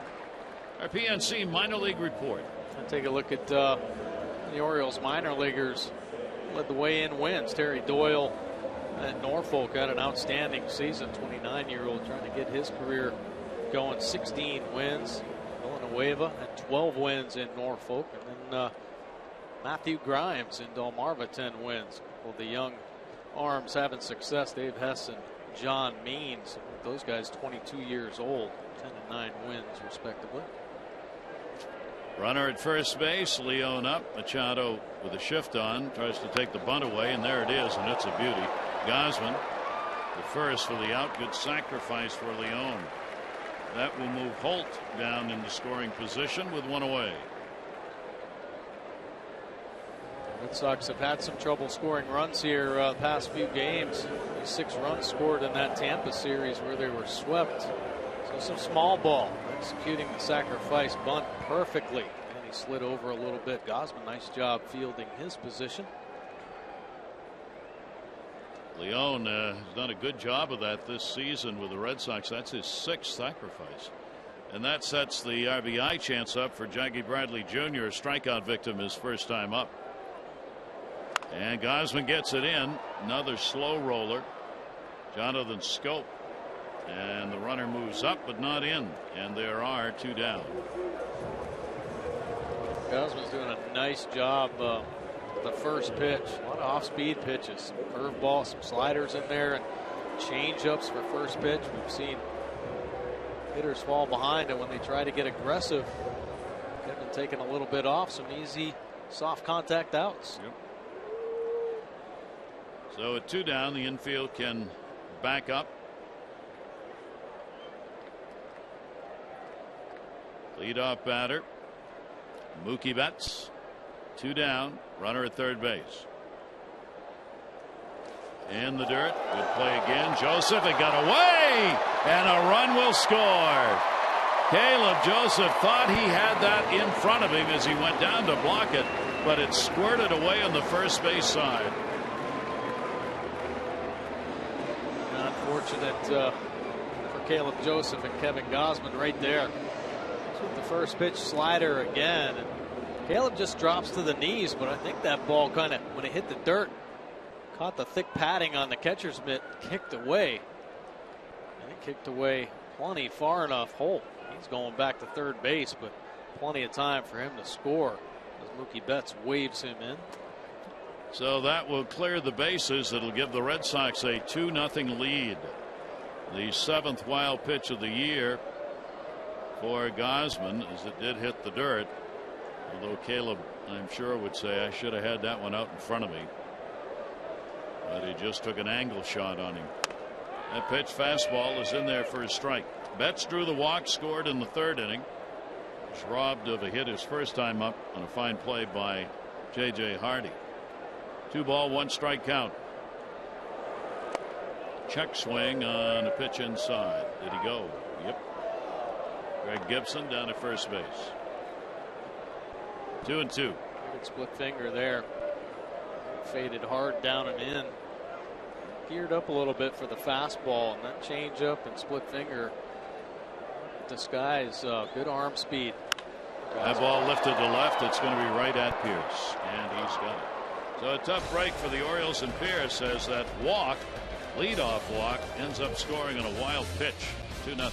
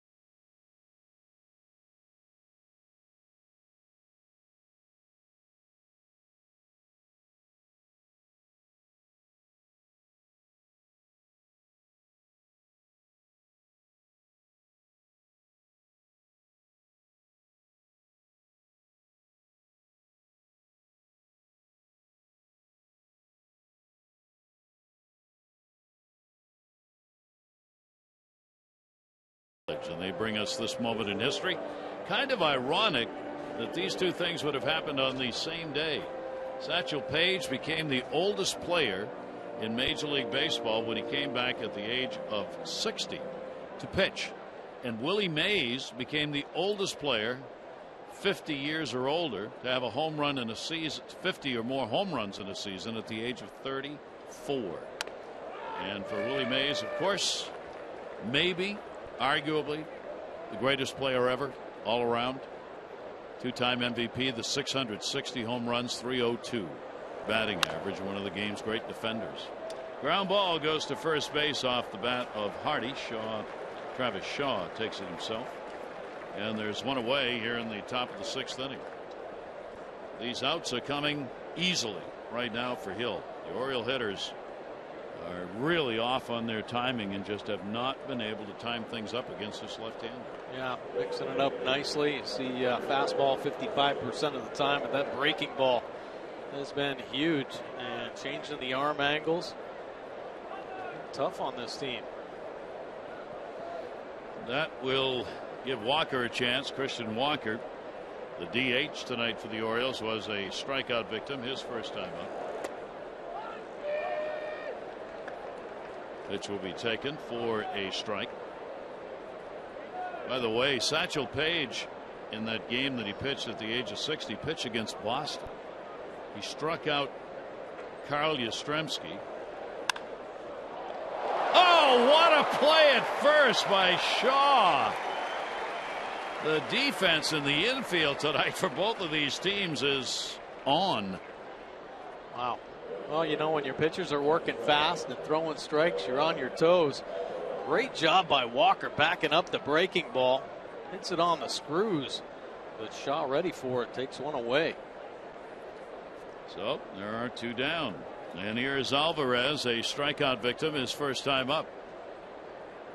2 away, nobody on. 2-0 lead for the Red Sox. And the pitch is in there for a strike. Alvarez was a strikeout victim when he struck the side out in the third inning. Little chopper.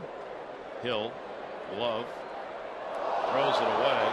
Runner will go to second base. Pedroia over there to back it up.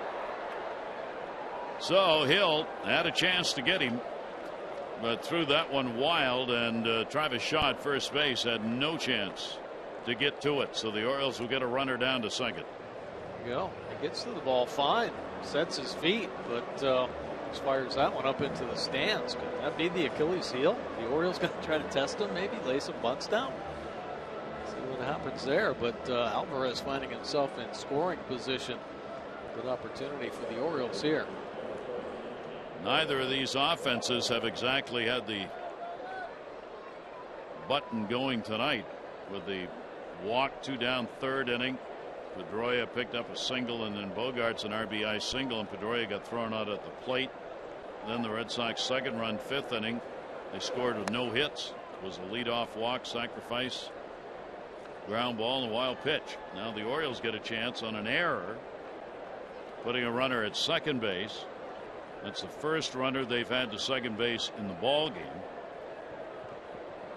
And Nolan Reimold has their only hit leading off the game. He picked up a single, and that's the only thing Hill has surrendered in that department.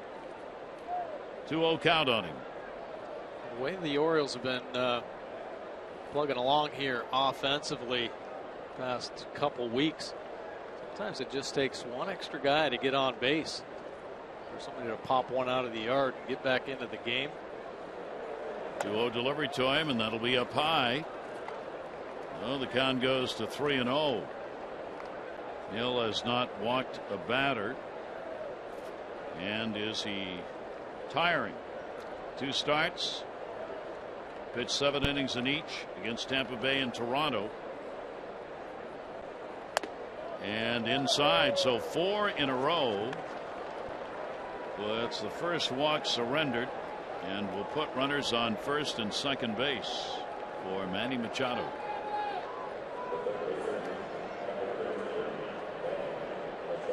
Machado has flied out and then got thrown out on what looked like it was going to be a base hit up the middle, hit hard. Hill knocked it down.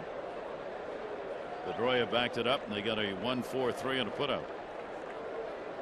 And the Orioles get their first chance tonight with a runner in scoring position. And a foul tip into the mitt by Manny. Fastball kind of taken off, 90 miles an hour, up and away to Manny Machado. He's so good though with the high pitch, ability to stay on top of the baseball and drive it. And he goes the other way, foul. So Hill comes right back and gets an 0-2 count. Not quite where Leon wanted that last pitch, and he goes out to have a word with him about what they're going to throw with a 2-strike count.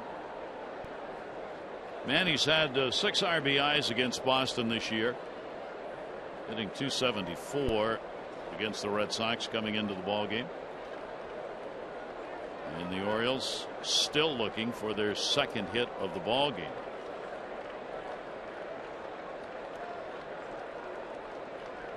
.02 delivery on the way to him, and just keeps his at bat alive off the end of the bat. You can tell they're not seeing it too well. Manny just kind of protection swing there. Pitch didn't look too close. Manny typically a great eye. That was the drop down fastball again, changing the arm angles. Again, Hill delivers, and Manny will foul it away again. Hill had gone 17 batters after that leadoff single, facing the minimum number of Oriole hitters through 5 2/3 innings. For the error that he committed broke that streak. Shortstop Bogarts, a word on coverage.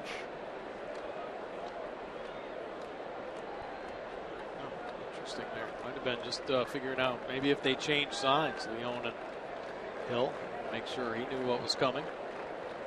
Long look, timeout asked for, pitch delivered won't count. as Jim Joyce walked halfway to the Red Sox dugout to make sure it was clear this is a non-pitch. Manning pretty happy that plate umpire called a timeout as well. There was an at bat in the National Series where he had his hand back there and he wasn't granted. Strike 3. And goes after a pitch way outside. So the effectiveness of Hill continues. No runs, no hits, an error, 2 left on base. Red Sox lead.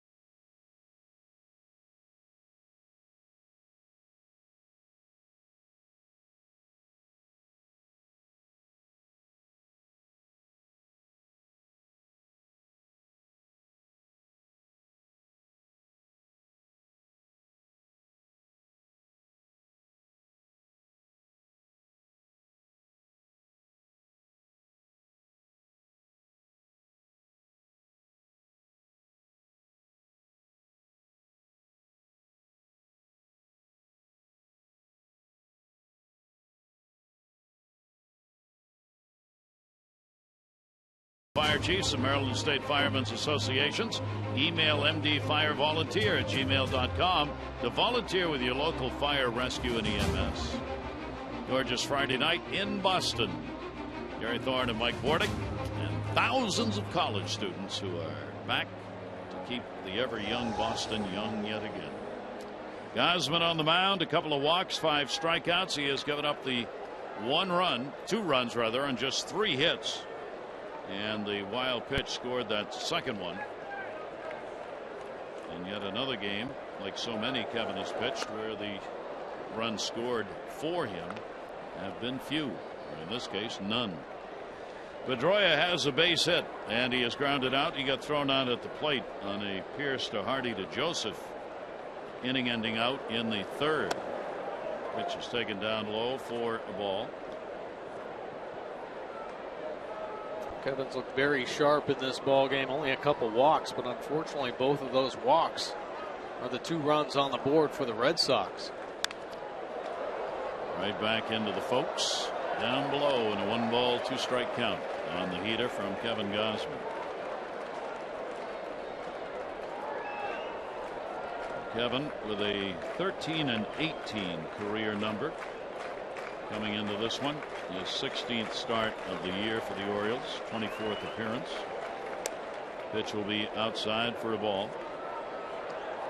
Dave Wallace, the Oriole pitching coach, had hoped that there would be more starts on the year for Gausman.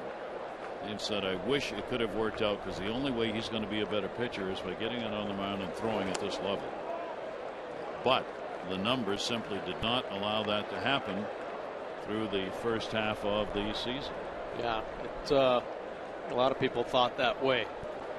And Kevin Gausman once again was up and down, just like he had been the last couple of years, and it's nice to see him finally able to settle into the rotation, a major part of the rotation next year. And still very young, and just 24 years old. There's the pitch count he's put up so far in this ball game. 3-ball 2-strike count on Pedroia. Pedroia 4 for 11 against Kevin. Full count delivery to him, and that's fouled off. Kevin is coming off the no decision 4-run 8-hit 6-inning start that he had against Tampa Bay. looking to pick up victory number 4 against 6 losses. Nick Showalter's team back at 500, 76 and 76 starting tonight. And Pedroia will again foul the pitch away. So in typical Pedroia fashion, a tough at bat. Yeah, good hitters, that's what they do. Foul off tough pitches, borderline pitches that you can't take when you fall behind with 2 strikes. Pedroia is going to continue to battle.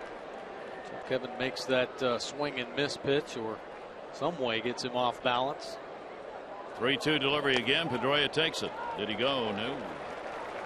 So there is the 3rd walk, and as happened in the 5th inning, it is another leadoff walk. Pedroia to be followed by Bogaerts. The O's upcoming schedule brought to you by Mile One Automotive, offering you 20 convenient locations throughout the Baltimore area. Visit them in store or online at mileone.com. A long road trip coming to an end here in Boston. Tomorrow 4 p.m. start, and then on Sunday 1 p.m. before the Red Sox or the Orioles head back home, take on the Blue Jays and the Yankees. It's 1:30 on Sunday. I'm sorry. Xander Bogaerts. RBI base hit his first time up, and he has grounded out.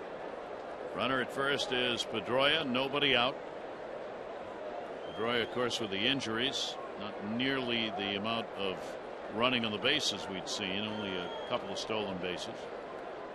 Bogaerts, his 80th RBI, the one he picked up in his last at bat. That'll be down low. Good scoop made by Caleb Joseph. Passing in the RBI department, the 100 mark, Ortiz. That'll bring Wallace out to have a word with the starter. Yeah, must be seeing something. A couple balls spiked here. And of course, that walk to Pedroia. Find a way to neutralize, slow this inning down a little bit. Wallace talking both to Caleb and Kevin Gausman, maybe about some pitch selection. Quick visit. Wallace heads back. T.J. McFarland, the lefty, moving around a little bit in the bullpen for the Orioles. 93 pitches thrown.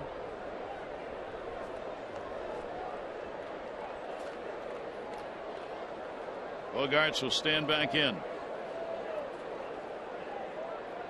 Davis holding at first on Pedroia.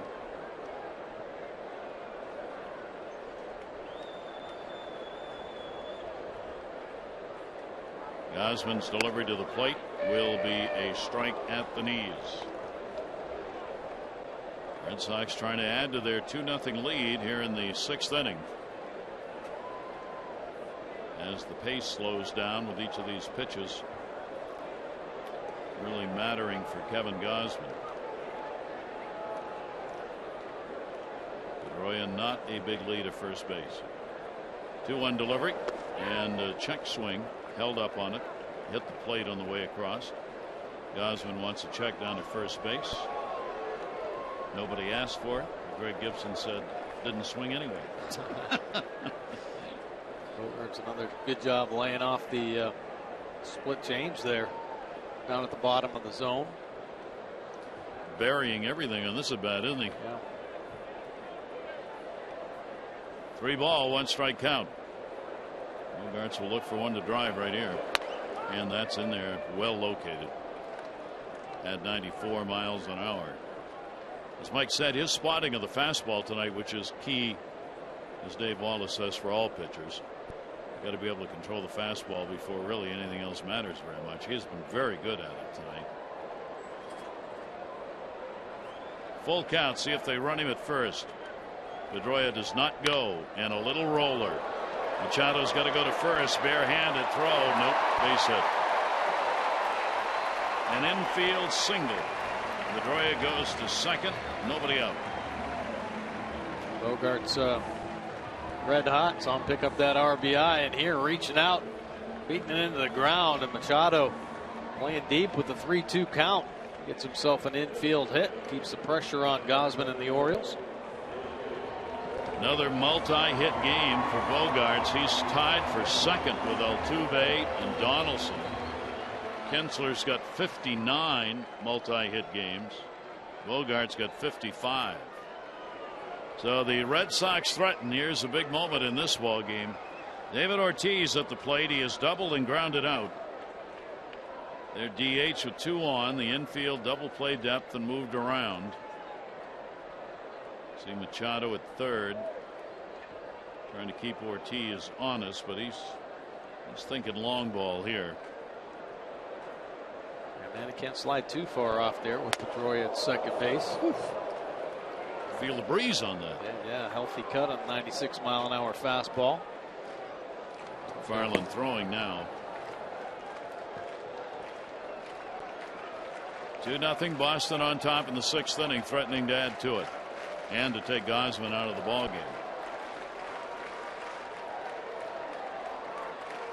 Ortiz waits, drives it right field into the corner, chased down, can't get it. It'll roll to the wall. Pedroia scored. Right behind him is Bogarts. Relay throw coming to the plate. 1-2. Both are safe. Within a step of one another. Pedroia and Bogarts. And the Ortiz double. And it is a 4-0 Boston lead.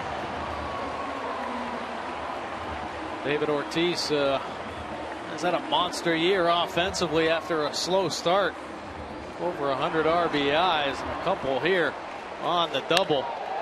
Gets on a Gausman offering. Second, you thought Alvarez was going to have a chance, but just out of the reach. Bogarts had a great read. He's on Pedroia's heels. Ball gets in the hands of Davis, fires it home, and there they come. Pedroia and Bogarts back to back. Umpire Collins, safe right away. Go. Pedroia taking a quick look, and Bogarts even has to slow down maybe a little bit. He takes a tighter turn. Pedroia head first, Bogarts feet first. All smiles there for the Red Sox. Don't see that very often coming to the plate. So David Ortiz, 2 RBIs. That will take Gausman out of the ball game. Ortiz with 103 runs batted in now.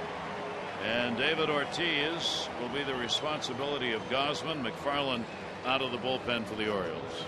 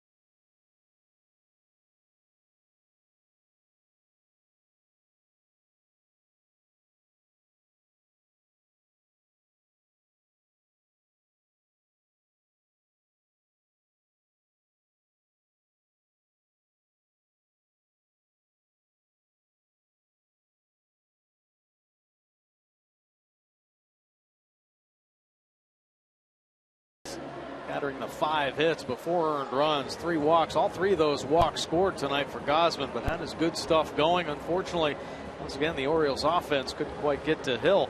Now it's time for a little relief for your car, too. Visit Jiffy Lube for regular oil changes and help prevent damage and wear to your engine. Jiffy Lube. Drive in today. Well, TJ McFarland in out of the pen. Take a look at his pitch arsenal. Fastball 73% of the time. Good 2-seamer.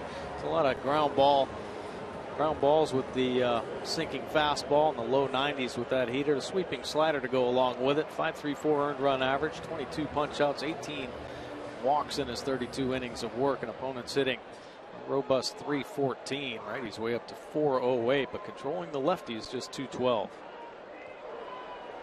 Runner on at second base and nobody out. Ortiz, the base runner.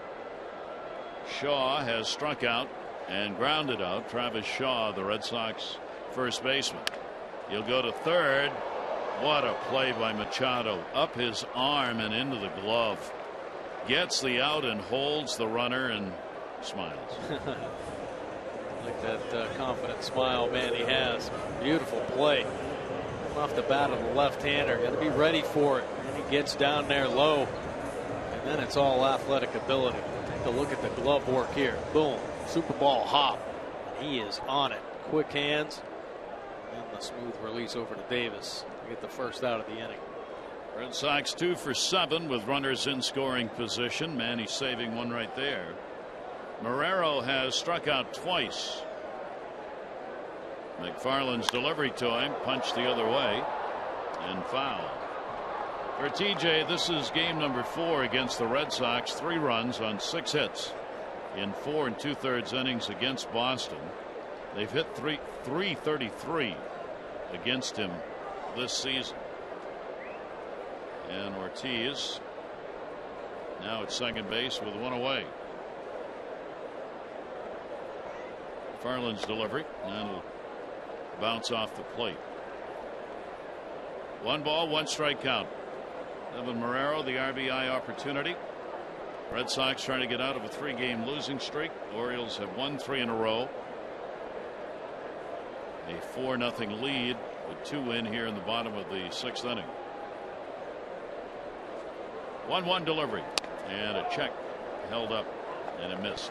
Seen some great defensive plays, man. He just got a nice one down at third base. J.J. Hardy, some nice plays, but this young man here is considered the best defensive player in the Red Sox minor league system. For him to make some nice plays out here on the field too. Evan Marrero at third base and a strike in the inside corner. We saw him in the last series against the Orioles make some real fine plays defensively. He too's got that quick glove, strong arm, steady play. So confident as Manny Machado is. 2 balls and 2 strikes. Ortiz a big secondary lead. The Orioles not trying to hold him. And a swing and a miss on one in the dirt.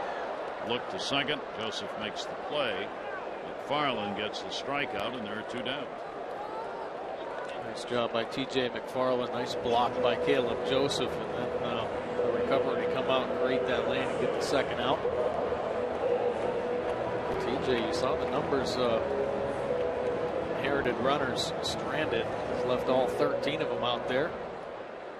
That's to leave Ortiz at second base.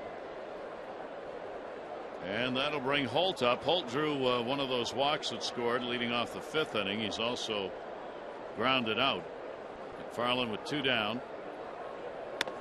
And the pitch is taken for a strike. McFarland this season has to go both long and short in his relief work. 27th appearance. He has worked 33 innings for the Orioles. Ortiz checking around. Holtz 0 for 3 off McFarland, and that's going to be a slice base hit. It'll score a run. Pierce has to chase it down in the corner. A 2-out double for Holt and an RBI and a 5-0 Red Sox lead.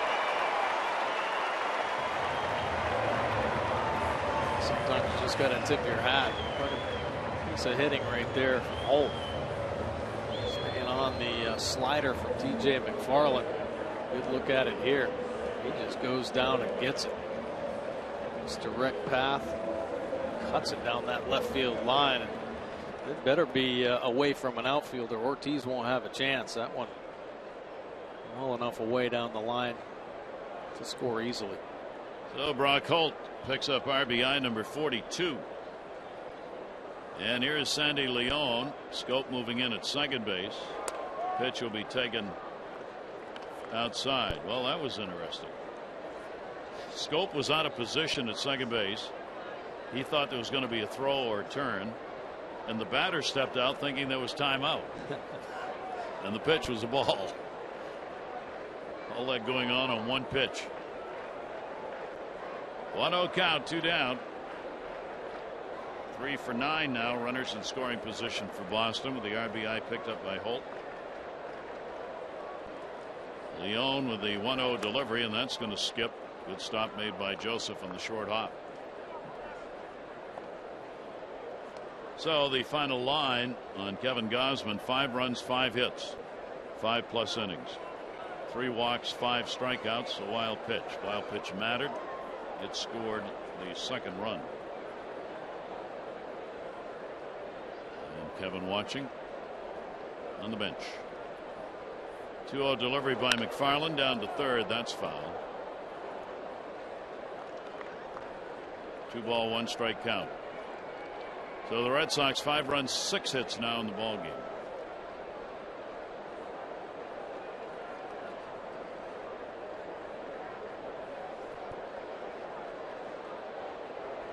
Holt edging off as far as he can from second base.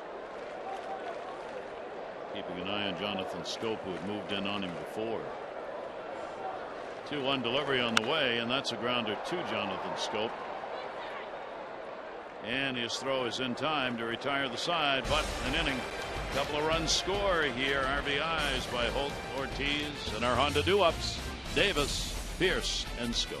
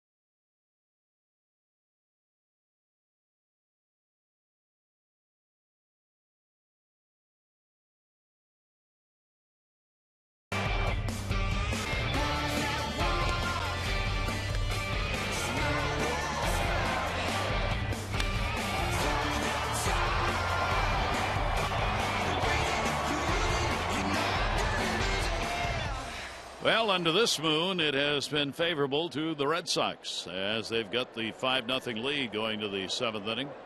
5, 6, and 1. The Orioles 1 hit. Leadoff batter of the ball game. Reimold a single. Chris Davis leads it off here. Will foul it off. Rich Hill, 7 strikeouts and a walk in his 3rd start. Has been just outstanding, keeping the Orioles off balance throughout the ball game. And they are not picking up the ball out of his hand well at all. Big guy changing the arm angles. Slider coming out of the Red Sox dugout. Here's that off-speed pitch. Way out in front. Pretty effective, doing a nice job mixing it up. Fastball, curveball. That'll be away.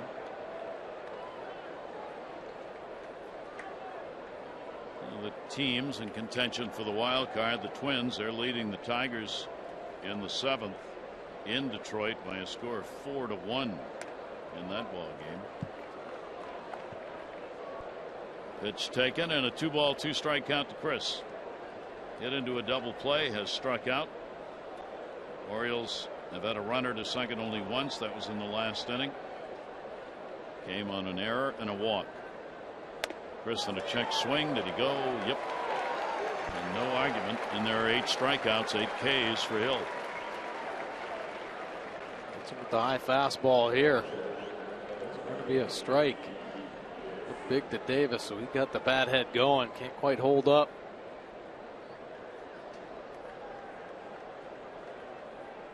Really, Hill has had 10 strikeouts in his first 2 starts against Tampa Bay and Toronto, 10 in each, and he's got 8 in this one.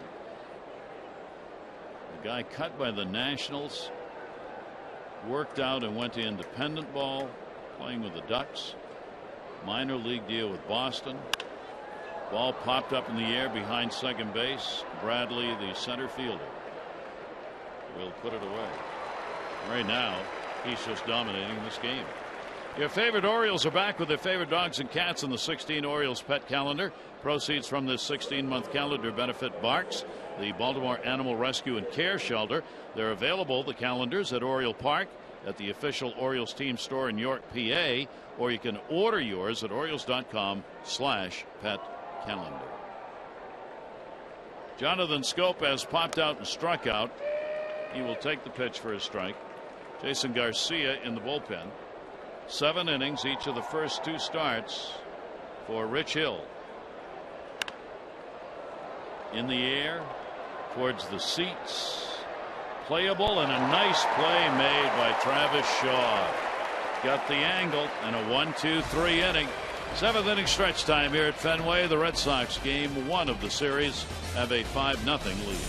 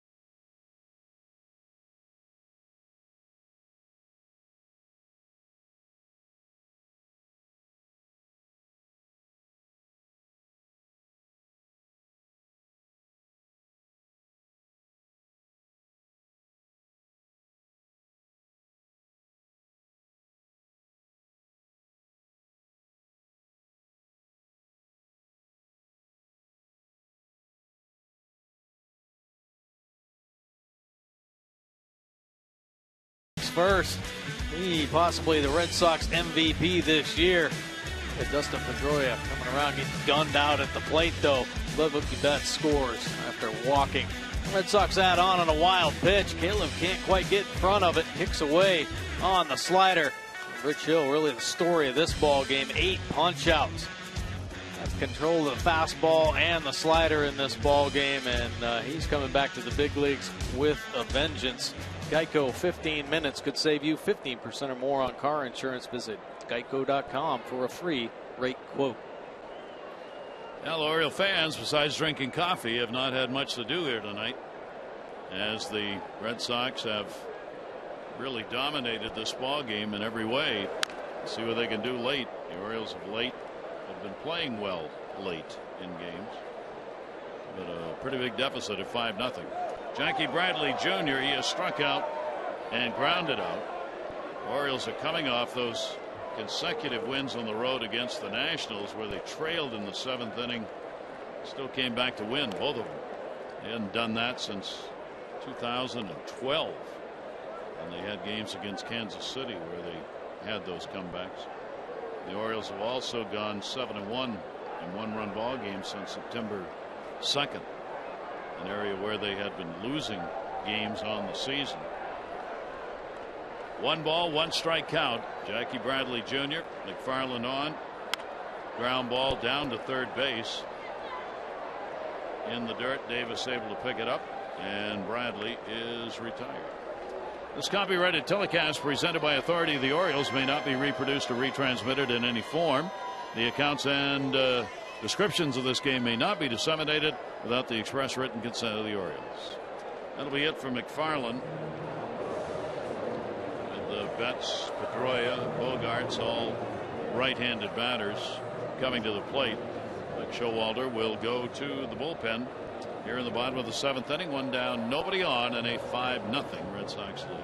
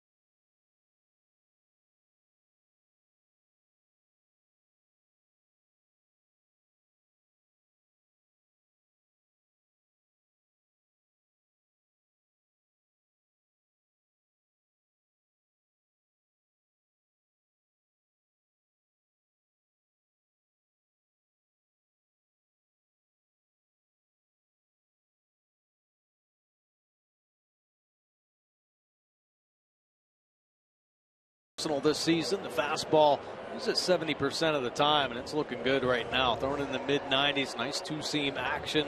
Breaking balls, the hard slider, uses that 27% of the time. Occasional straight change. 4.18 earned run average. His earned run average has continued to come down. He's pitched very well in his last 11 outings. He's had 9 scoreless appearances. Opponents hitting just 198 overall off Garcia.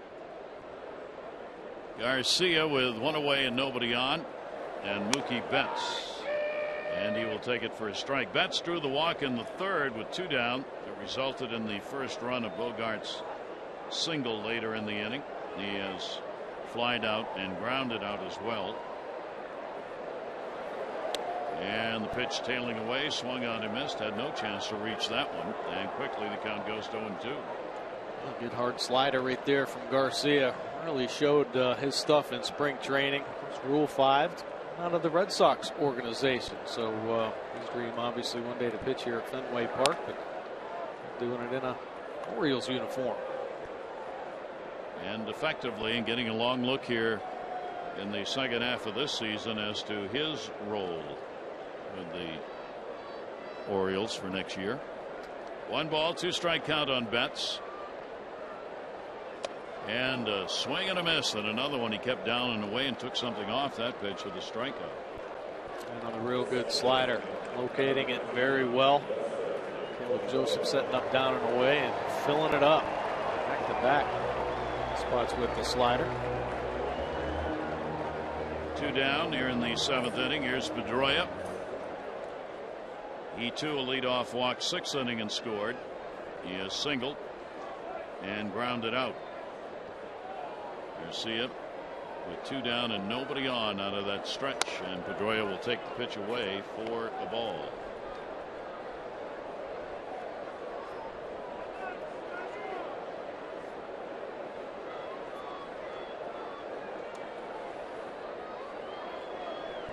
.1-0 delivery. Tied him up with a pitch on the inside corner for a strike.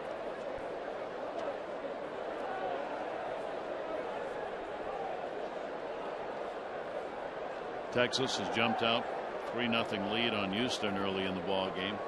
Houston's got to be wondering what is going on. Pitch taken away for a ball. And a 2-ball, 1-strike count.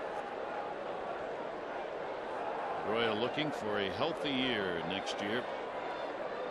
He, like Adam Jones, not good at sitting out games. 2-2. No, he's all about being out on the field. He does not mind playing beat up either. Unfortunate injuries you can't play with for Pedroia. But he and Jones, both. They play the game hard. They're going to get beat up. And until there's something that could cause serious damage, they're not going to leave the field. And Pedroia goes through the heater. 94 and well located. So Garcia comes on, gets a couple of strikeouts. The Red Sox are retired in order. We go to the 8th inning. It's Boston 5 and the Orioles nothing.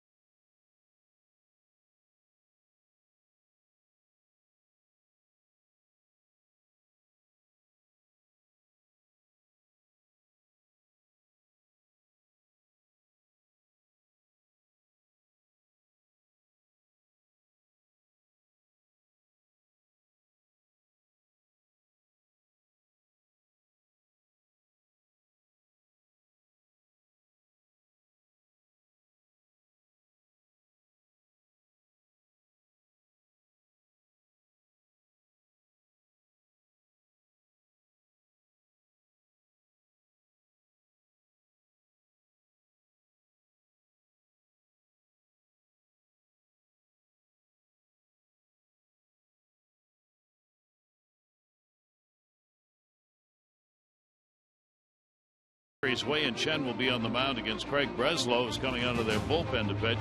Our coverage on Masson 3:30.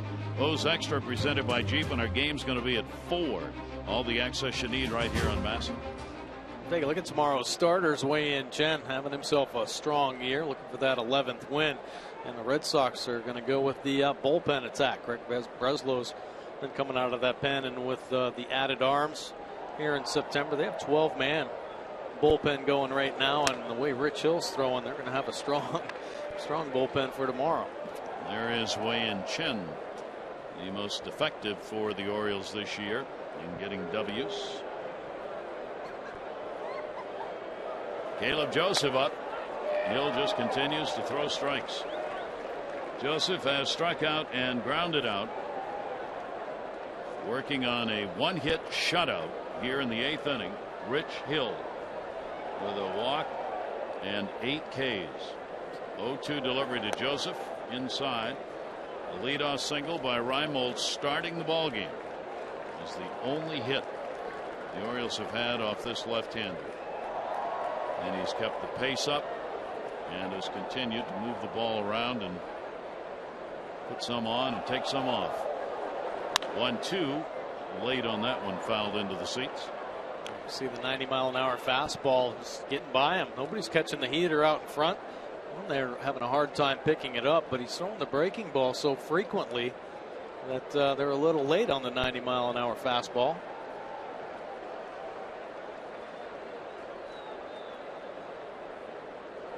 Ready with a 1-2. Caleb launches that one to left, but it's going to stay up.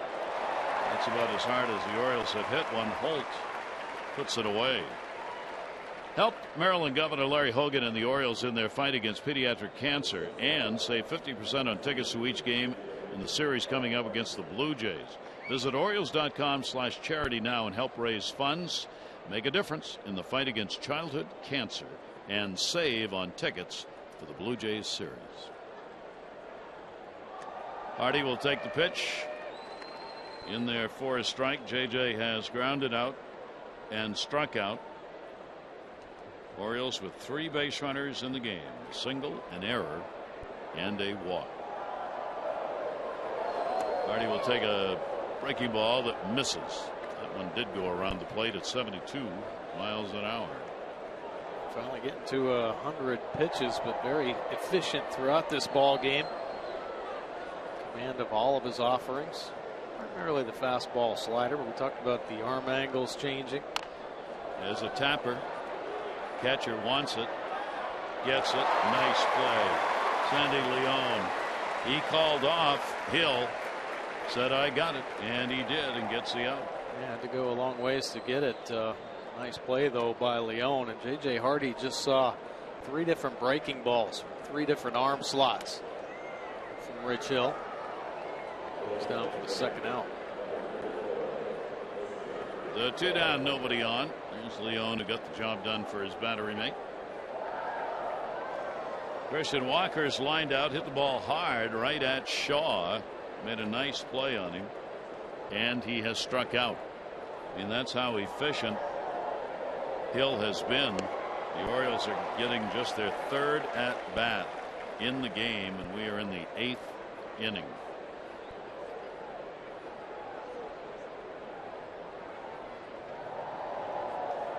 Walker backs out with 2 down and a 1-strike count. Popped back and out of play.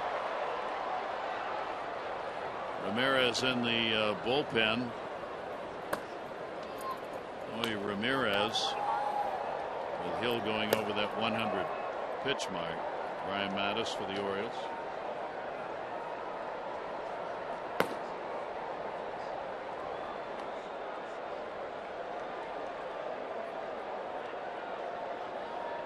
Oh-2 delivery, and came with a heater and got him. What a performance by Rich Hill in this ball game. That's 9 strikeouts. Retires the side in order in the 8th.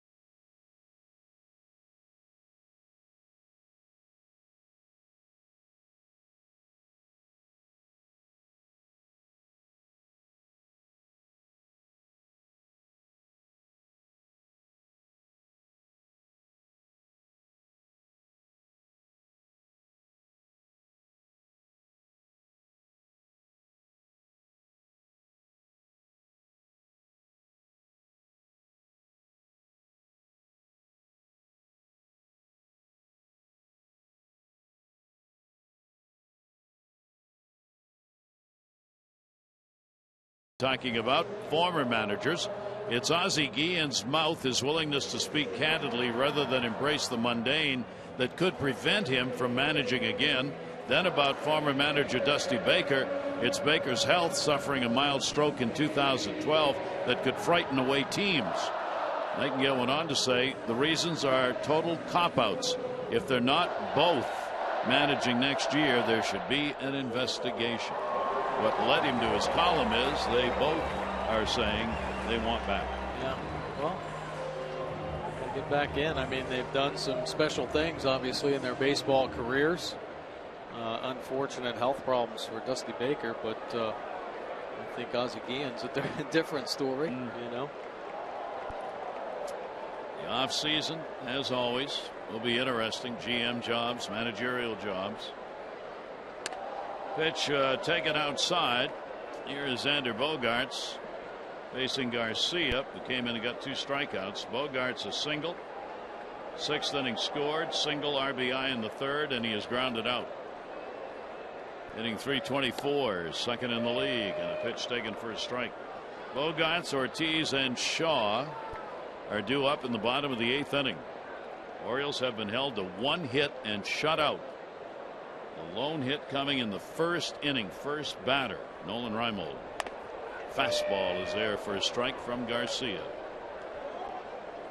can see why Garcia's been so effective. Velocity, moving the fastball around, the slider, locating it so well. Down and away, not making mistakes with that pitch up in the zone. Fastball over his glove, over the bag. Jonathan Scope, no chance. Davis makes sure it doesn't go astray. Bogaerts is on, 3-hit ball game, 3 singles, and this is a leadoff single in the 8th inning. And as promised earlier in the game, we've selected the Data Strong fan photo of the game. Tweet your strongest fan photo to O's Couch Cam. You might see yourself at an upcoming broadcast brought to you by T-Mobile. There you go. That'll be it for Garcia. As Buck Showalter said even before the September 1 call-ups came, if I got them, I'm going to use them. Brian Mattis will be coming out of the bullpen.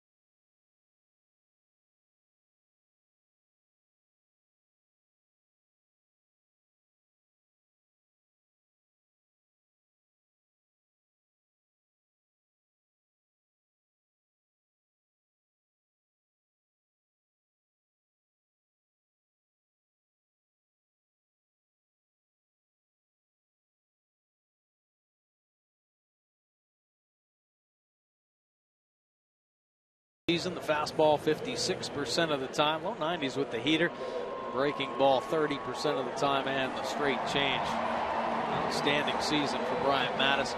2.87 earned run average, with opponents to a 203 number. Lefties just 167. He's a fly ball pitcher, 64% of his outs in the air. And this is the matchup that has the incredible numbers against Ortiz.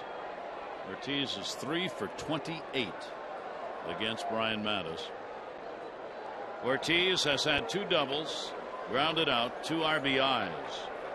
Another big ball game, and a swing and a miss on the fastball.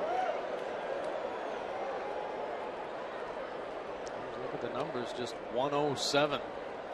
David Ortiz, many consider the best designated hitter in the history of the game. His 502 home runs. Ryan has had his number. Runner at first base, nobody out. Ortiz will take that pitch. It is down low for a ball. 7 hits for the Red Sox, 5-7-1. 0-1-0 for the Orioles. Bogaerts on at first base. Ortiz takes it. It bounces in front of the plate. Joseph makes the stop on it. And a 2-ball, 1-strike count on Ortiz.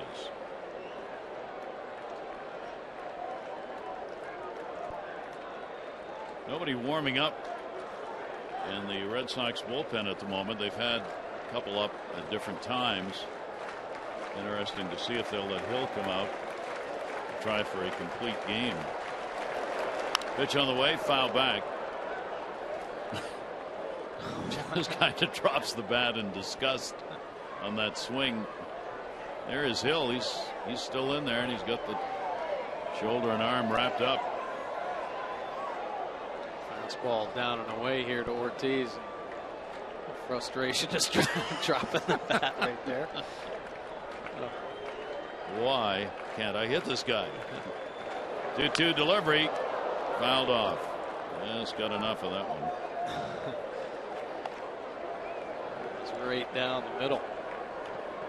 It's got to be a psychological thing at this point as much as anything, doesn't it? Yeah, I would think so. I mean, he knows what the numbers are. Yeah.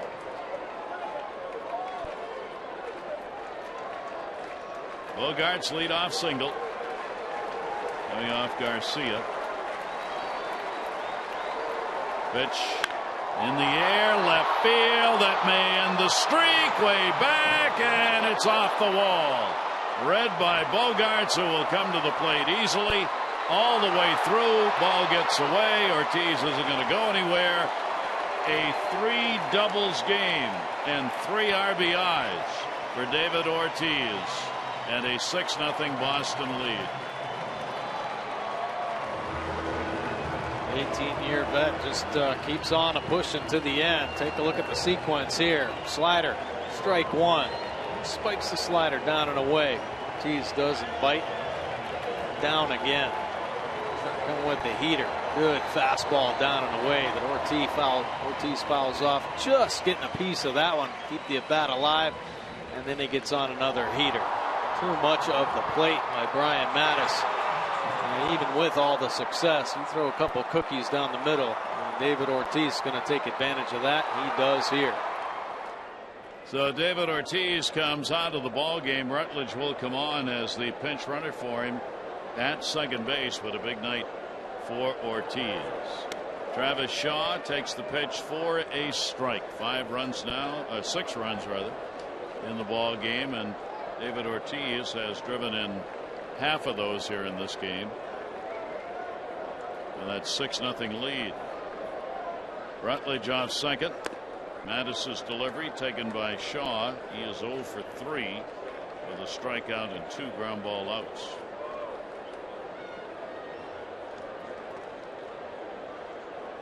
Garcia ended up working 2/3 of an inning, charged with a run on a hit, 2 strikeouts. 1 ball, 1 strike count.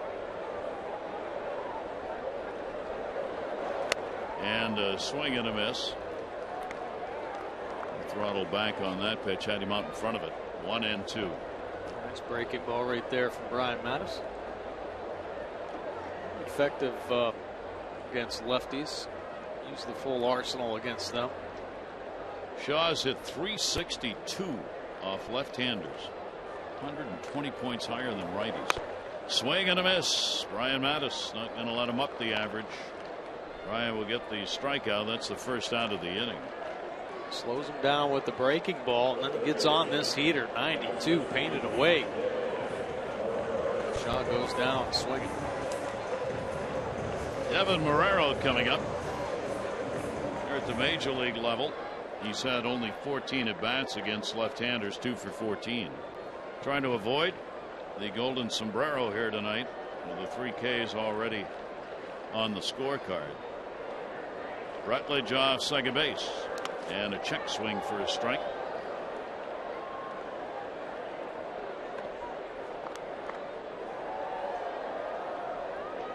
There is Steve Johnson warming up for the Orioles. Holt, a left-hander, then Leone, the switch hitter, due up for Boston.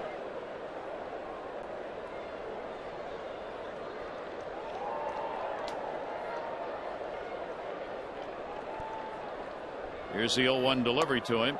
That will just miss. A little low in the slider. 1 ball, 1 strike count.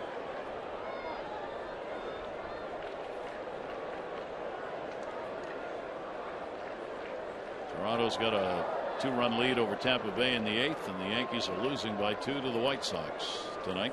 All in Toronto's favor. That ball launched to center. Reimold got it. Runner tags. Throw will come to third. Runner going. Relay by Hardy. Not in time. So Rutledge with good speed gets to third base on the fly ball out. There are 2 down. Some recovery out there by Nolan Reimold. That ball was scalded out to center field.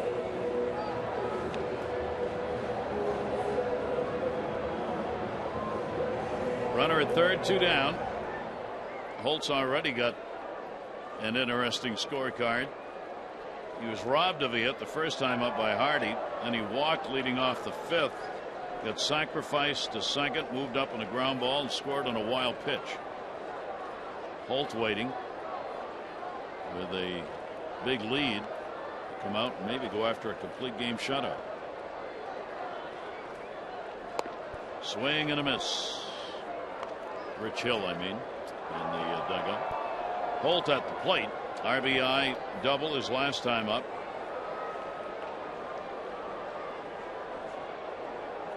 Orioles claim to pull, moving the infield around. 0-1 delivery by Bryan is there for a strike. Mattis gets it in.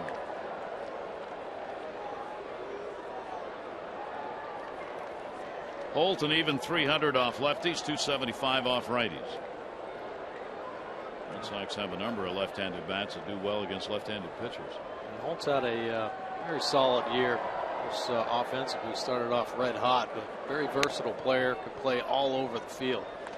A pretty good shortstop in his own right. So Torey Lovullo, now the interim manager, wasn't afraid to move him around, but you know John Farrell did that as well.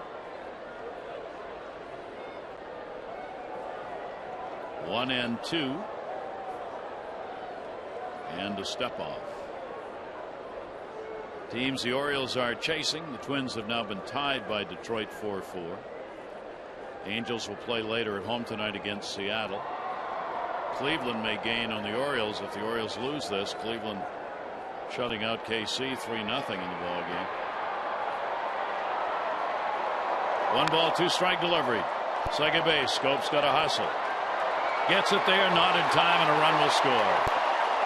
An infield hit. Holt.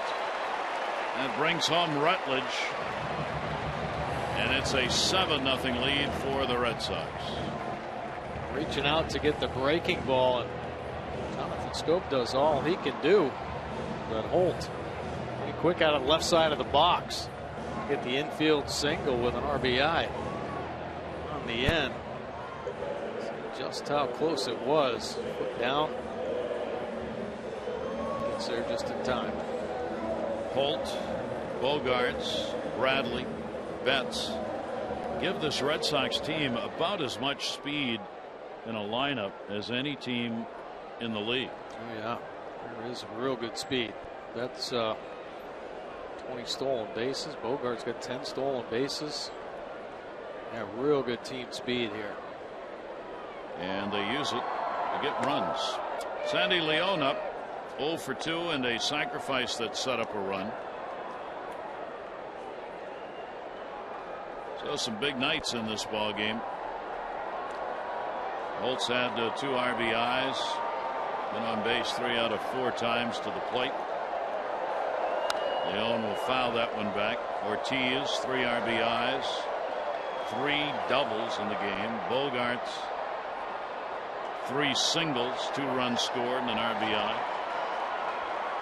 Holt, the contributor in that number 7 spot. 0-2, 2 away in the 8th inning. Leon's delivery will miss away. Mattis thought he had a strike in the outside corner, did not get the call. Good changeup right there. Sometimes if there's a little too much movement by the catcher, might not be awarded the strike there. Looked like maybe a little extra movement back there. Buck didn't like the call. No. Been a number of those here in this game.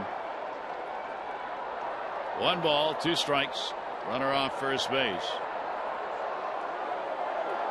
Leon will take it on the outside corner. So Brian Mattis gets the strikeout, but a couple of runs scored on 3 hits with 1 left on. 7-zip Red Sox.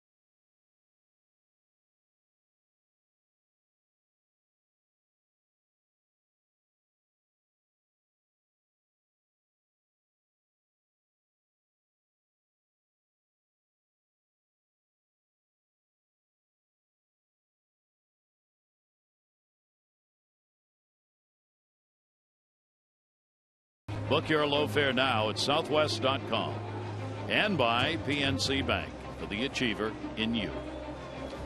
In Fenway, picture taking time. It's downstairs underneath the stands.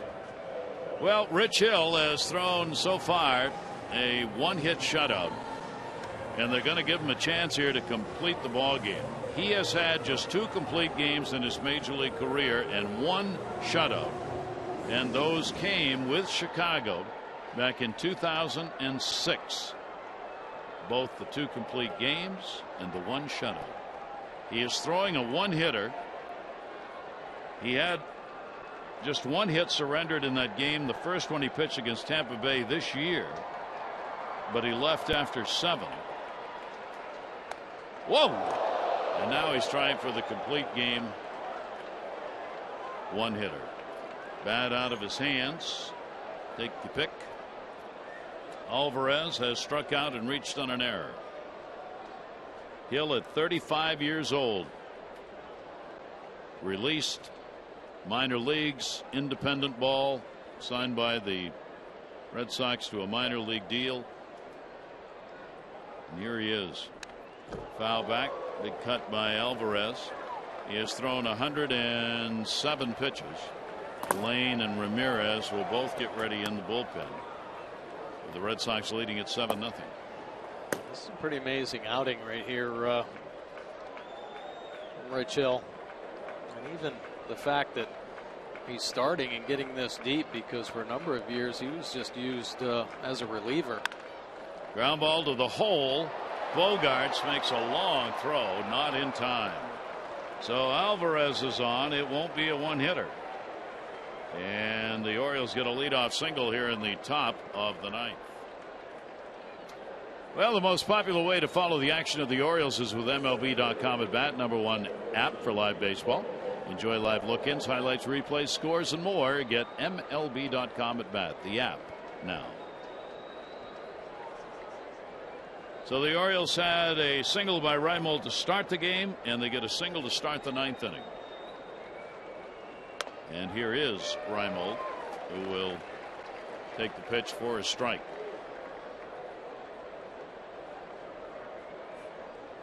He hasn't had any pressure on him this whole ball game. Kind of on cruise control.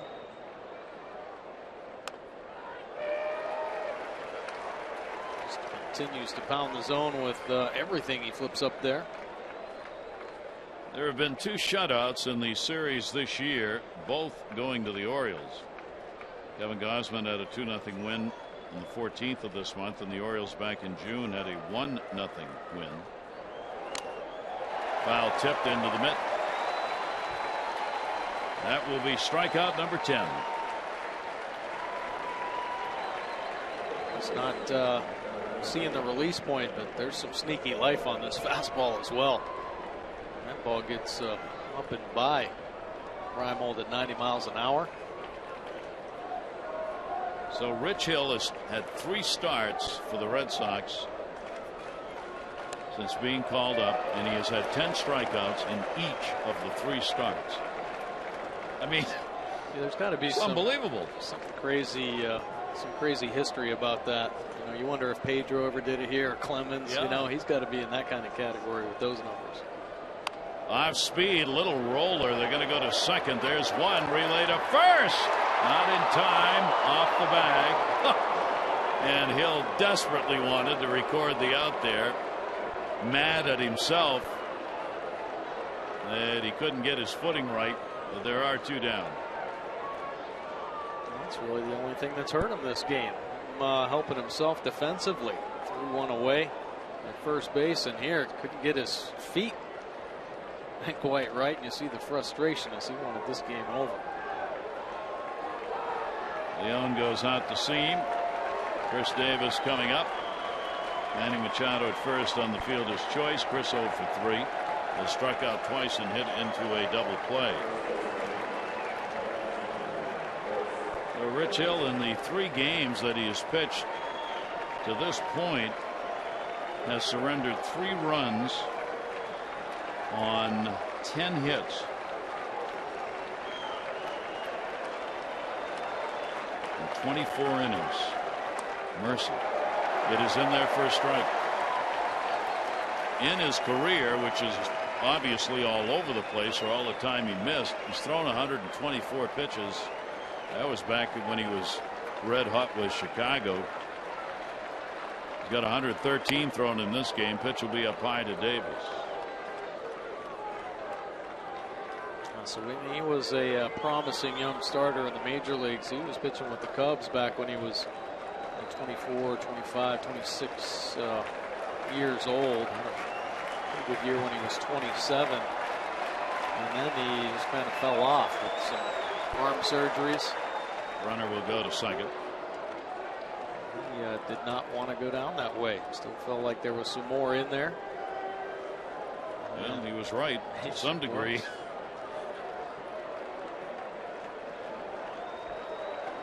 The Orioles, a chance to get a run on the board. They have been shut out 9 times this year. Red Sox pitching staff only has 7 shutouts on the season. Davis in the air, right field, shutout's going to be gone. Way back, and did he catch it? He caught it! He caught it! Mookie Betts goes over the bullpen wall and saves a shutout as the Red Sox dugout empties to congratulate Rich Hill. He has thrown a 2-hit shutout. Saved, the goose egg saved by a Betts robbing of Davis of a 2-run homer. Wow. Quite an impressive performance here. A breaking ball hung up. Davis appears to have gotten it, but take a look at this effort by Betts. Wow, sacrificing himself there. Help Rich Hill hold on to that shutout.